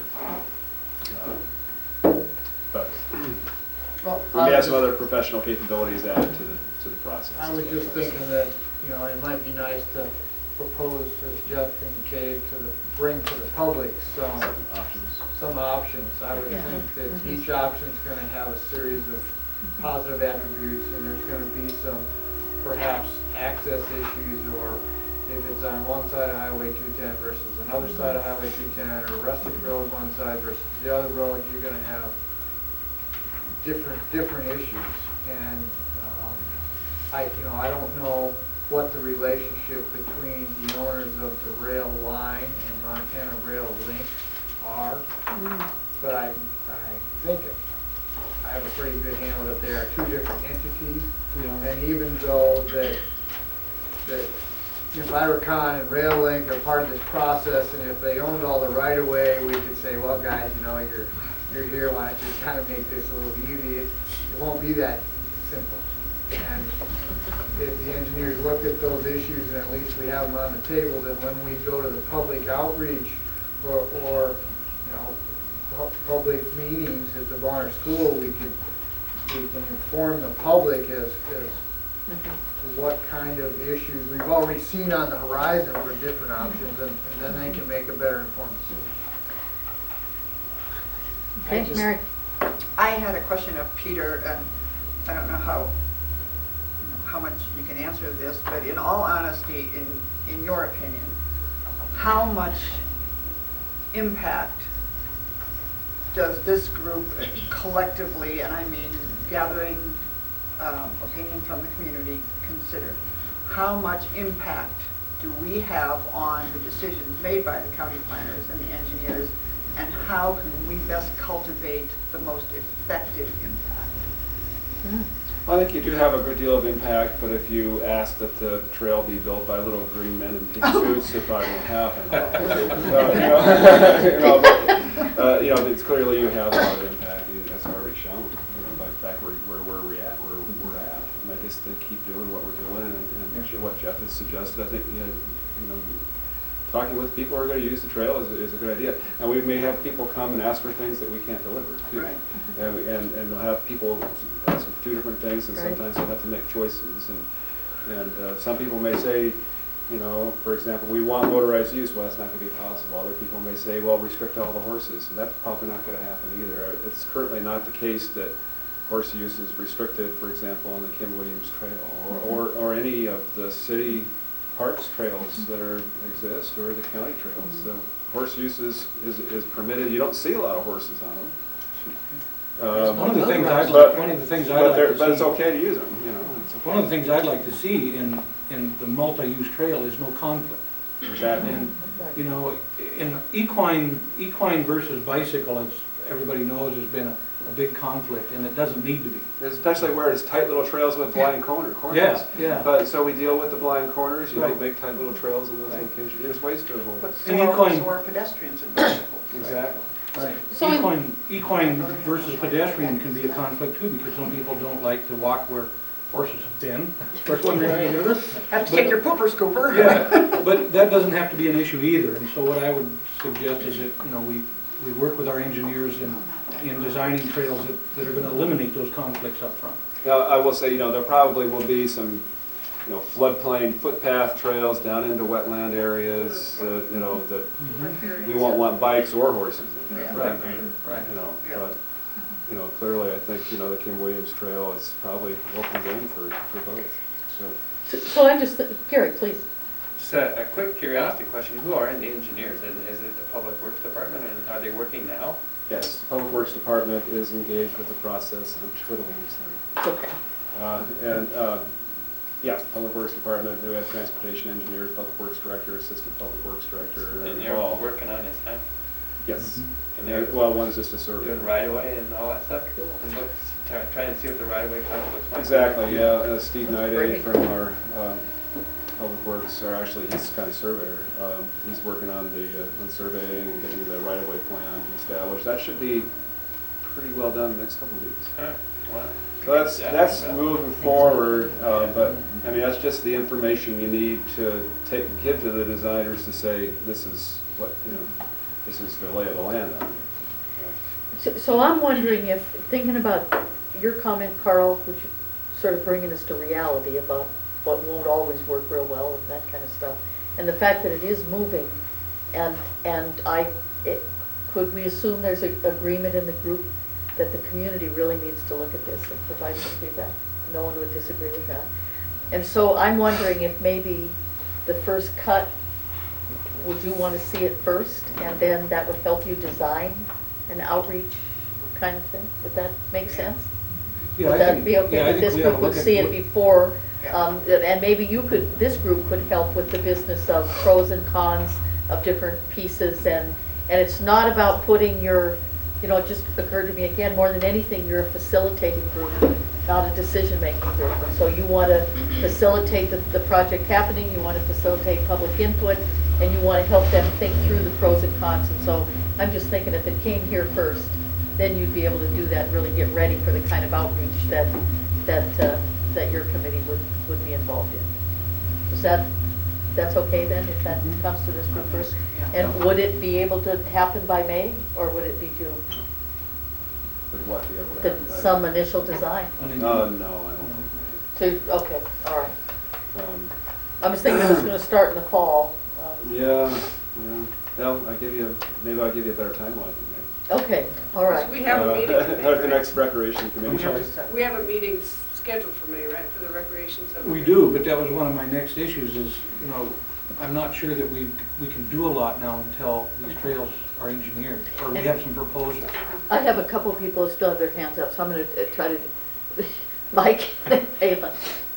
Peter, you mentioned that it might be outsourced to a design firm, and you were talking about the whole of it, right? Not just the Right. Bonnertura piece. Right. Because you know, thinking about outreach, ideally we'd be able to present the big picture of a trail system Right. rather than piecemeal. Exactly. But timing-wise, I don't know how that would work. If this design firm would have its work done so that we could start work in the fall on the piece that needs to happen Yeah, first. it might have to be detailed design on this section, and then and the rest is still conceptual, but at least presented conceptually, so you see how it links together. Yeah. It's hard to answer that question, but my sense is it probably is better to try to bite off one chunk at a time and chew it in terms of getting it done. We're not going to get it all built this fall, and designed, but by the next fall, we should be able to have it all done. And it's like, And we'll go for it's it. really cool. I have a question and a comment, mostly in regards to the extension of the Kim Williams Trail. And who has jurisdiction over safety and security? Would it be the sheriff's department? Or who? Currently, that property is in the county. So is that sheriff? And that's county sheriff. Uh-huh. It's likely that that property will be annexed into the city. Okay. I'm not sure when that will happen. And it may be a deferred, stay tuned, I'll give you more information at the next meeting. They haven't even submitted the subdivision yet. But what is happening, just for your background on that, is it's the old waste repository site. You know, it's the site where the waste was going to go until it was going to go to Opportunity. It's been bought, with the exception of a small piece right here. This whole area out here has been bought by a developer who's developing it in three-phase subdivision. And they'll be doing that on city sewer. With private wells is his current concept. But by city sewer, typically that involves annexation at some point, if not immediately. And so it would be a city, parks, or city parks department is actually going to maintain and deal with, manage this trail that Canyon River Golf Course is built around this perimeter, because it's going to be in the city. So right now I kind of got both involved, city parks guys and the county, and ultimately it would be city police. So you say you had a comment also? Well, yeah, I mean, my comment is the current Kim Williams Trail isn't being controlled, and, you know, I have a lot of female friends, including myself, who don't really feel comfortable going there by themselves, kind of just because of the terrain, you know, there's no place to run. And if all these new trails are being done, I just hope that some coordination will be done with the authorities so that they can plan to start patrolling. I think that's a really good suggestion that we should probably try to take up the ladder to the sheriff and the commissioners. Yeah. I mean, I think coming from this group, a thoughtful response along those lines would be very appropriate and get them thinking about that. So they have time to plan. Yeah, especially as we move forward with the trails. Again, it also occurs to me that this is, when you think about the community council, these are exactly the kinds of things that they might be talking about and feeding forward as well, which means we've got to talk again about the role of this group, and depending on what happens with the election or the outcome. They did just patrol Kim Williams a few weeks ago before the cleanup, and they kicked out a bunch of the camps. And that was found by a hiker there. So, well, that's always been my concern from even when we very first started meeting, you know, to talk about the trails, was that there's people that, you know, are living in the hills, and they'll have access to be walking all over, and we've not only just had females running, we've got kids and stuff. So that's always been my concern, because, you know, there's not a whole lot of county sheriff protection out here. But the other thing is this area is changing, and where this purple trail is going through here, on this upper triangle, it would be 65 homes. Yeah. There'll be a trail, a 6-foot earthen berm vegetated, and the homes on the other side. And then down along the riverfront, I mean, that's pretty open territory down there now. There's going to be some high-price houses down there, so it's going to be a little different. It's kind of a high-dollar mugger. Yeah, that's what I was going to say. Again, we're certainly not able to solve this tonight, and so I'm just thinking, and again, using Mike's word of linear, you know, you got linear pieces of the trail, but you also have linear things that need to be done. That once the engineers sort of lay something out, then maybe that's the time to invite the sheriff's department and the police department to come to a meeting and talk about it, and look at it, and see how this community could expect better enforcement or some enforcement or something. You know, one of the things that we found... Jeff, I'm sorry, Ellen was ahead of you. Just one general comment. It seems to me that I know that all of this is going to be done in pieces, parts, as you know, as time either forces it to get done or permits it to be done. But it probably is not a bad thought to take this as a concept to the community, right? So that they see how it all interconnects. Because it's very difficult to look at this little piece and understand what the heck it has to do with the Kim Williams Trail. So I think, you know, something like this is a really important thing to take as a concept, even if you can't say you're going to have people and horses and bikes, or it's going to be paved or trail mix. I'll bring it to the meeting tomorrow night. And that might be the kind of thing also that when the outreach is done by the Next thing outreach we do. committee, they see the whole concept, but then maybe there's this magnified piece that's Right. gonna be done first, and a whole bunch of visual things that, you know how clever they are in that committee, that they would be able to pull off, so. Are you governance or outreach? He's everything. Governance. Are you Together. governance or outreach? I'm outraged. Excuse me, you know how clever those guys are. Well, Jeff, do you wanna finish this Yeah, I up just- and we'll see if I we just bring it wanted to to comment- closure? I wanted to comment on this safety issue that, you know, I think the more these trails get used, the safer they are. You know, the sheriff's posse's ground down there, we found that the more we used it, the less vandalism we had. And I mentioned some time ago when we started talking about these trails that, you know, connecting to the sheriff's posse's property is going to promote a lot of sheriff's posse use up and down these trails on horseback, which is just the presence is going, I think, going to be of some help in patrolling trails and making them safer. And again, the more use, the less vandalism and the less crime that's going to be committed on these trails. That's what a sheriff. And if you were really tired, you could get a ride. That's right. So, Can I share some good news? please share some more good news. Well, you know, you asked Mary about what impact do our plans have. I just want to tell you the story that when I heard about this subdivision coming together out here in Bannon Flats, I called the guy up and talked to him about it, and I said, hey, you know, here I work for this group, and he'd heard of you, and he knew a little something about it. He said, well, come on over and let's go out and let's look at it and show me your plan. So I showed him the plan, and he said, well, let's make that happen. All right. You know, and then the other thing is that I talked to him a little bit about all these fancy houses he's building along the river. I said, you know, one of the things we had in our plan was to have setback from the river so that you couldn't necessarily see your porch of your house from when you're floating the river. And he said, well, yeah, that's what we're thinking, and we'd like to do that. And, I mean, it won't be, I mean, you'll probably still be able to see the roofs, especially at high water or maybe around the far side of the river, but the idea is to visually separate the houses from the trail and from the river itself. So, you know, the ideas that you guys have come up with are being inserted into the process appropriately, and people are taking them and running them.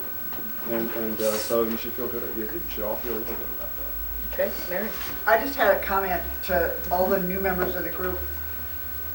Tonight, it just feels like we're all one group for the first time. Oh. And I just want to say, welcome to the group, everybody. It's great having you all on board. Group club, group club. Yeah. No, it feels different tonight. It feels good. And welcome to the group. Drugs in the water does it every time. What about arsenic? Jeff, would you bring this to closure, please, on the recreation report? I have nothing further to report. Thank you. So then, would the group say to the recreation subcommittee, so far so good? Knowing that there are a number of unanswered things, we haven't settled any of the design stuff and that kind of business, and people probably have a lot more comments about it, but you will have an opportunity to do that when the engineering stuff drafts come forward, and also an opportunity to be able to accommodate the public comments. And then you have to figure out, do you recommend this to anybody? Do you recommend it to the county commissioners, or what's your role next? So thanks very much. Well, anyone think of a committee report? And Mike, would you introduce yourself, even though it's, please, because you're on TV. Who are you and what on earth are you doing here? I haven't the faintest idea. My name's Mike Whitman. I'm a resident of out here. Been involved in this since it started. Seems to be going on a long time. I came late tonight because we had stuff that had to go to the morning. But Glad you're here. Just wanted the outer public that's watching to know who was in the room. So thanks. For your fan club. So we need to take a look at the calendar. That's the final thing on the agenda. And we'll sort of leave it open in terms of if recreation comes back next meeting or not. Depending on how far along. I don't mean if most I mean if the trail stuff, if there's anything further to be able to. But I'm sure there will be. Okay. There will be something. The way it's going. Oh, I forgot, I totally forgot about some other good news. You are just the man. Well, you know, Plan all this? yesterday I got a phone call from a guy who has bought this property on this side of the road. So it's interesting, we talked at our meeting about taking the trail, Gwen has been suggesting for a long time, bringing it down Highway 200 to the Speedway, but this is going to be a new subdivision down here, and we're talking with them, and he's interested in a public, public park, open space, and trail along the riverfront there. So that's coming together as well. So pretty soon, it's going to be extended on both sides of the river all the way. Well, that's nice. That's pretty cool. You know what you're doing here, Peter, is you're protecting the riverfront all the way from the confluence downstream. On the undeveloped land. Right. Because of setbacks and where the trail's going to be. Right, largely because of this group's vision. Well, and I'm looking one more time at this business of maintain the quality of the school district by increasing the tax base.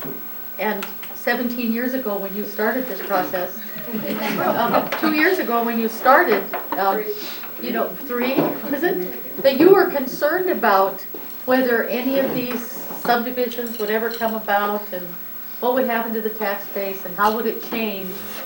And when you look at this, it occurred to me that this whole trail system becomes a drawing card for people wanting to move here and wanting to be part of this community. And there may be some folks who don't want to see it grow as much as it might, but any of the economic things you talked about here certainly are coming to fruition as well. And just like you said, it's because of the vision all of you have. So nice job. Please. You just brought up a question. With all this new development, if it's going into the city, will the tax dollars go to the city, or will they go out here to us? It's still, school districts are irrespective of the city and county boundary. So if you're talking about, will the taxes go to the school, which has always been our focus here, I think.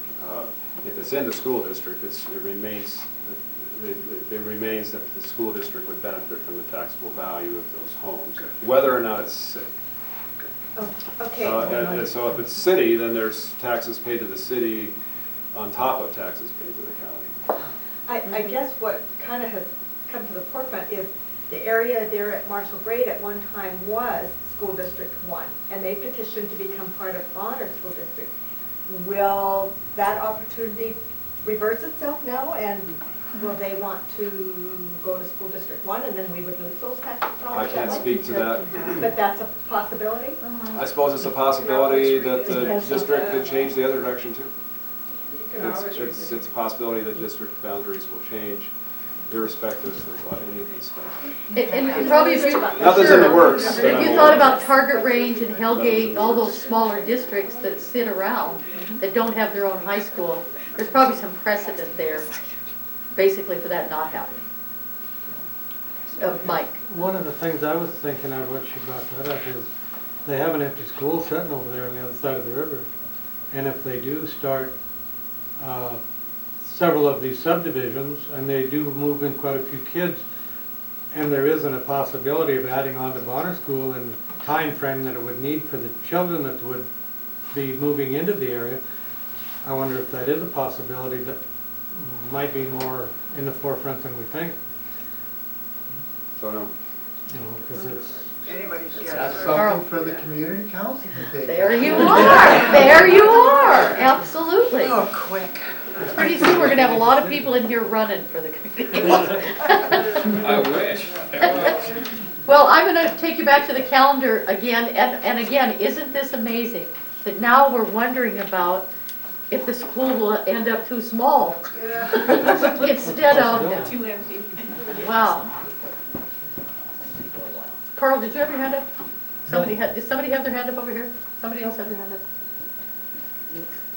Okay. Let's look at May. Is May your preference? So fourth Tuesdays we're scheduled. I mean, where our pattern is to continue on fourth Tuesdays. Okay.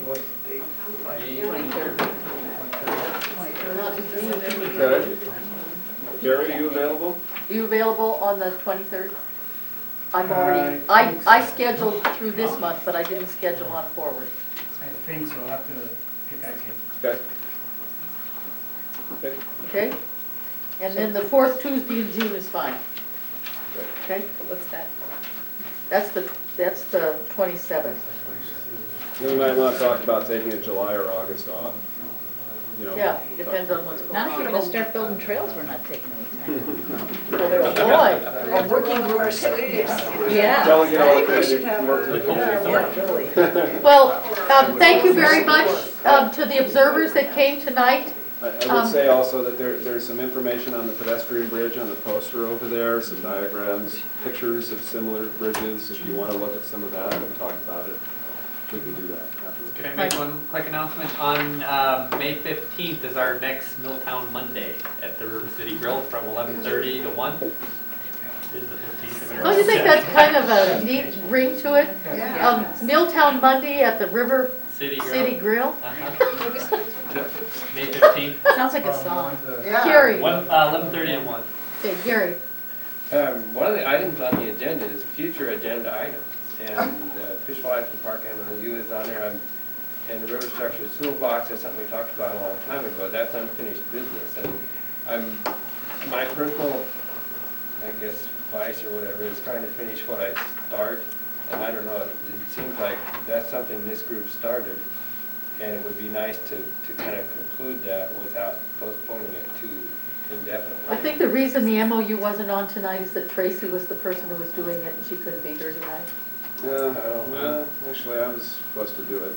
Oh, it's in the minutes. It was in the minutes that she was supposed to do it, and so she said That's she'd true. do it the next time. And Is it? I thought I okay, was supposed to. No, do it. I think you. Oh, Well- yeah, and I actually was gonna try to draft one today, but I didn't get to it. so I have both those But I for will next before time. the next Oh, one. they are for next time?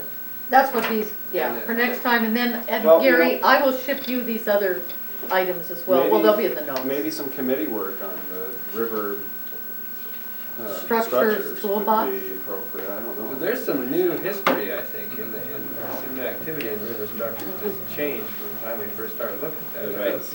So I don't know if any of us really know what that is, and maybe that's something we can talk about. Talk next about time. what we're talking about. Yeah, why we're talking about what we're talking about, or how does it all fit together? We might want to bring it up at a recreation committee just to talk about it in a little bit of depth outside the main group too. Might be worthwhile. I know Trent has some interest in that, and Cindy does. Well, the things I have on the list for the next meeting would be the Fish, Wildlife, and Parks MOU that somebody will do. The River Structures Toolbox, talking about what are you talking about? Or what do we mean? And what other information do you need? And kind of referring to your comment, Gary. The business, if possible, if they would be able to see the trails that, as they've been flown. And then if there's any other information that we're moving along on the trails. And then if you could get information on the predicted traffic and sort of truck business when the construction starts. Okay. And then some discussion about maybe posting information from the public as the stuff starts. Not necessarily because of toxic dangers, but just so people have some idea, and thinking about Trent's comment about taking, outfitters taking people out and that kind of stuff. And then I'm also thinking there would be another report from the outreach and governance committees, just because you will have had more things happen, and you'll be very close to, yeah, very good. Carl. I would like to throw out to the group that perhaps we can get Matt Fenn here. Fine. On the Him May too. meeting to talk about security, fencing, that kind of stuff, because I would imagine that that's going to begin to occur in June with the initial drawdown, just so that we understand, you know, if they're going to have a construction site down there, they're going to want to protect. And I think, at least in the document that I quickly read, was it the signage and Site access and control. Right.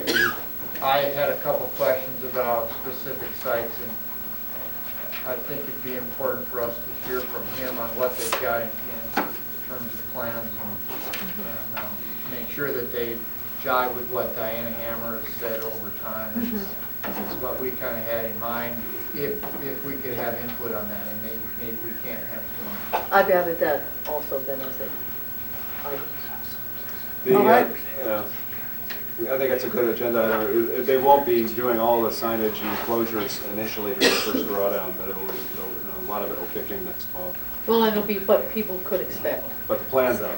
Okay, Mary, do you want to? I just want to make a comment on the value of informing the public when the drawdown takes place.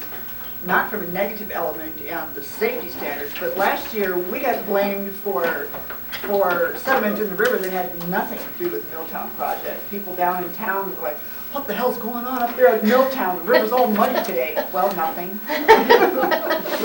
Couple guys fishing in a boat. You know, I heard that 2 or 3 times. One was from a rafting company and the other was from some fishermen. It's like, it's not us guys.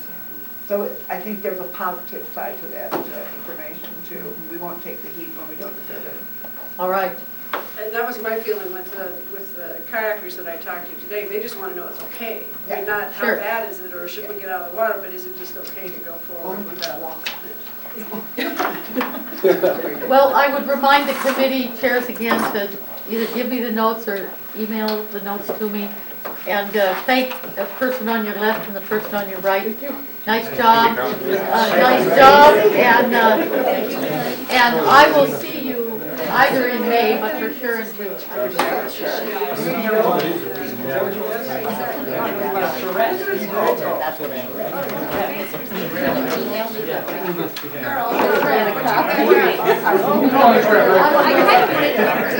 I usually get killed. I like Trevor I ordered those. I ordered them years ago.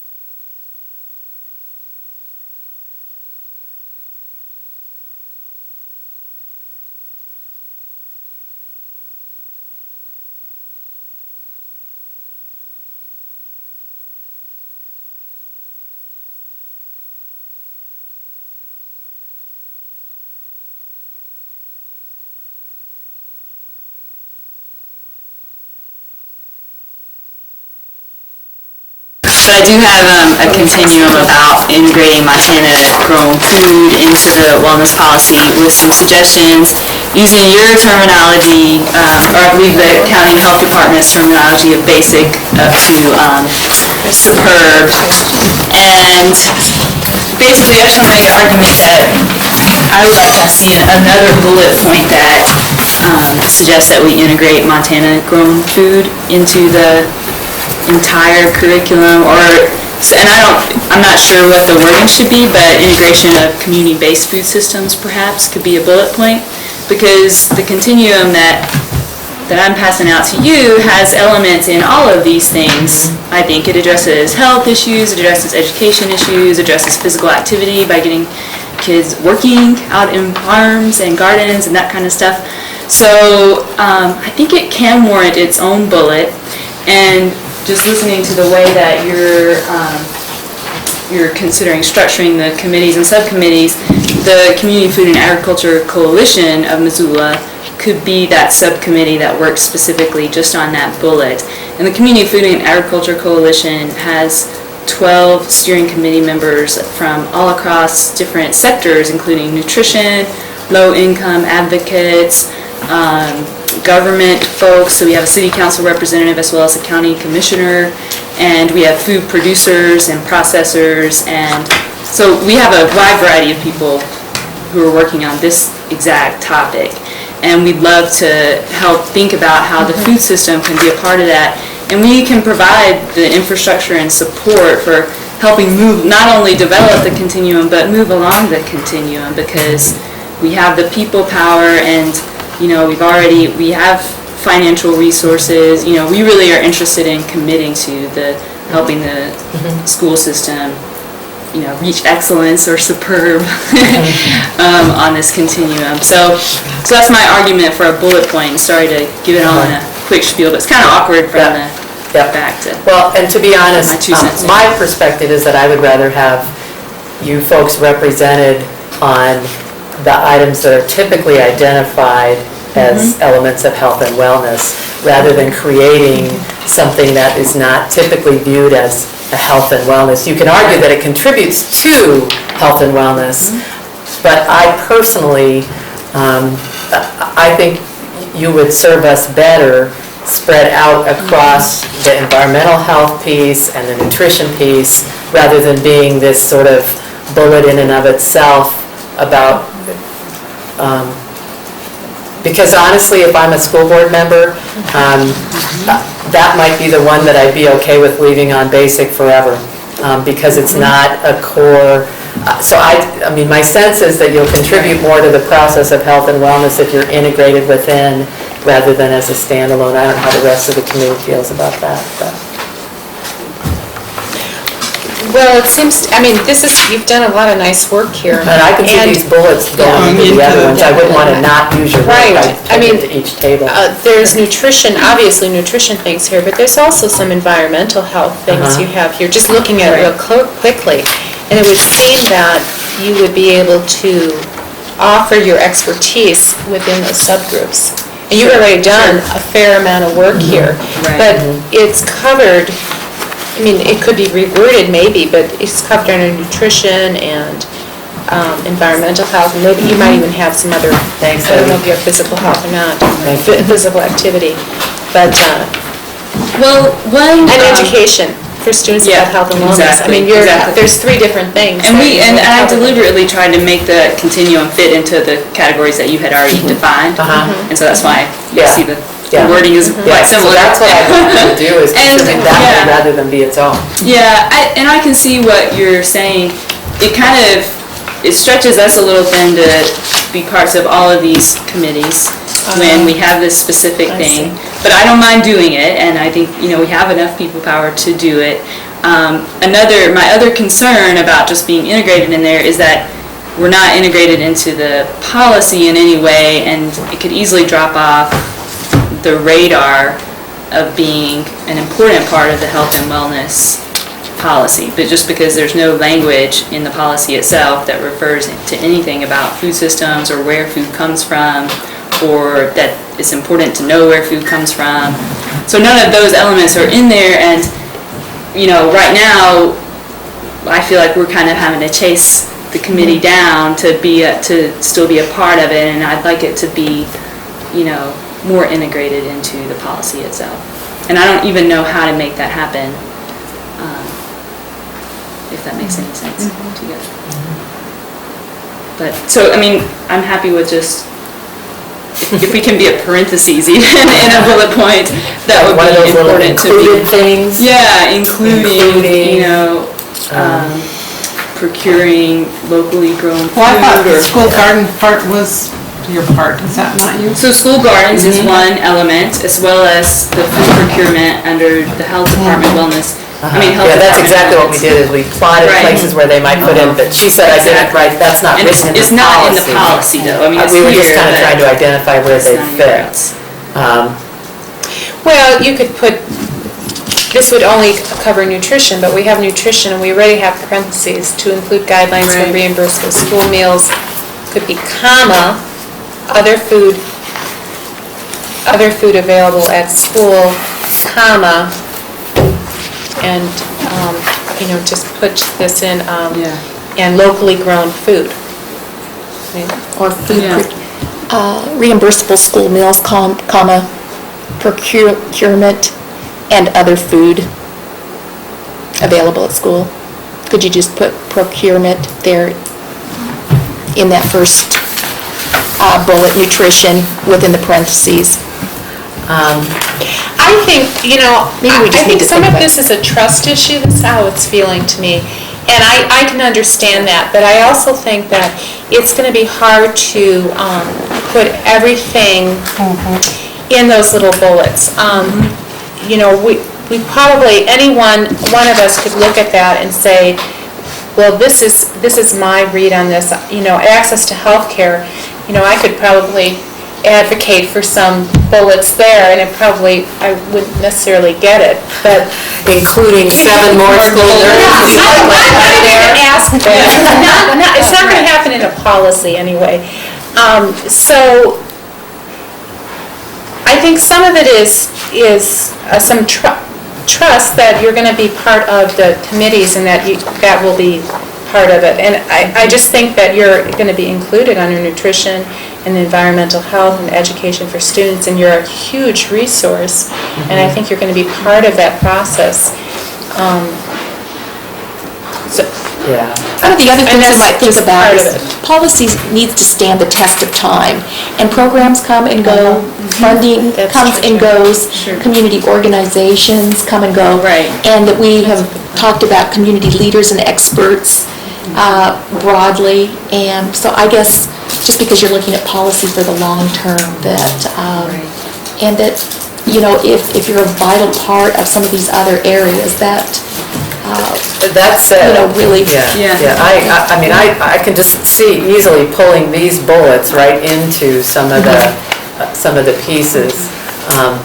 And I understand what you're saying about the trust piece, but I guess I don't want a 17-page policy, and I could see the health department, I mean, not the health department so much, because they're at least sitting here and we've said we'll take their continuum as our model, but I could see Parks and Rec saying, access to facilities, and specifically including the amount of money that the community's dedicated, and I just, Right. yeah, I don't want this to be so specific that individuals feel left out, but rather that individuals see where they can tie in. I mean, that's kind of what we were doing with the reason we have those bullets last time was I was testing, do you guys see that you'd have a role in that? Yeah, right. And we do. I just would like to see it in the policy in some way, because I do think that policies stand the test of time, and I do think that our food system will hopefully stand the test of time as well. And I do think that it's an issue important enough. It's growing in importance across the nation. The USDA has sent out letters saying that schools should be incorporating more local food into their school system. 400 farm to school programs across the nation. This is a growing issue of importance, and it's successful. It's working, and I'd like to see it just be more. Okay, well, I'll take up any more I time. appreciate that, and I don't know how the rest of the committee feels, but I just think it's so clear where it fits in several places rather than being I don't want to have a Parks and Rec bullet. I don't want to have a bullet. I want to have places where all these groups contribute to the greater whole. It's sort of, we had to have this sort of a parallel conversation with Flagship when we got it rolling about whether you identify all the agencies or whether you identify the need for after school, the kinds of things kids need after school, and then figure out where the agencies fit into that. And again, I just have had I feel so good about the work of the Flagship, and that's exactly how that conversation started, was do we list each of those agencies separately in their role, or do we say this is what we need it to be, and then say please come to the table? And I mean, I just think we'd use you better knowing how our system works if we did that. You know you gotta be on my committee. Make sure you're there. I think we will make sure that they're part of the. Yeah, I think so. Absolutely. Jeannie, how about, do you have anything on the policy? I appreciate it, yes. 2 points, really. Okay. There's been reference in the discussion about the health department being a community partner for a lot of this effort, and of course, we're right there with you. I do want you to at least know that our health board has identified obesity prevention and the related chronic disease as a highest priority. Our emphasis is going to be on improving healthy eating and increasing physical activity. And so, although your agenda has expanded to many topics, we're going to be focused in those 2 areas. And so while the broader agenda certainly serves the phrase wellness, I strongly recommend, with Carol, and the health department strongly recommends, that in terms of progress that can be made with the strongest impact on a population basis, our number one priority or recommendation would be food service. Improving food service, increasing the nutritional content of food service. And so we would recommend that that be listed as a first priority for that beginning year. And I'll pass out this recommendation from the health department. The second has to do with that process question and just our own experience about how change processes happen. And that would be that in addition to identifying your goals and assessing where you are in current practices, that it's utterly necessary to identify your priorities. That, for example, in the nutrition standards that we've offered, it lists a number of things that could get a district to the next level, but it really is for the district to decide what their priority is going to be for first step. And so between the Wellness Council and the administration, it would seem to me it's very important that priorities be identified. Then annually you have something to measure. But part of that setting priorities in a change process is identifying roles, timelines. You know, we want to add, for example, more whole wheat or whatever it might be. Who's in charge of that? When do you hope that's going to happen? And then you can assess it. So really what I think it amounts to in phase 2 is the development of an annual plan that sets priorities, makes assignments, and then in phase 3 you're able to look at it and say how we do. That's a good suggestion. Again, organizationally, how our system works is that the board establishes policy and direction for us. And so the wellness committee would give that annual review to the board, and the board then would say, what's a priority for us is that we move further along on the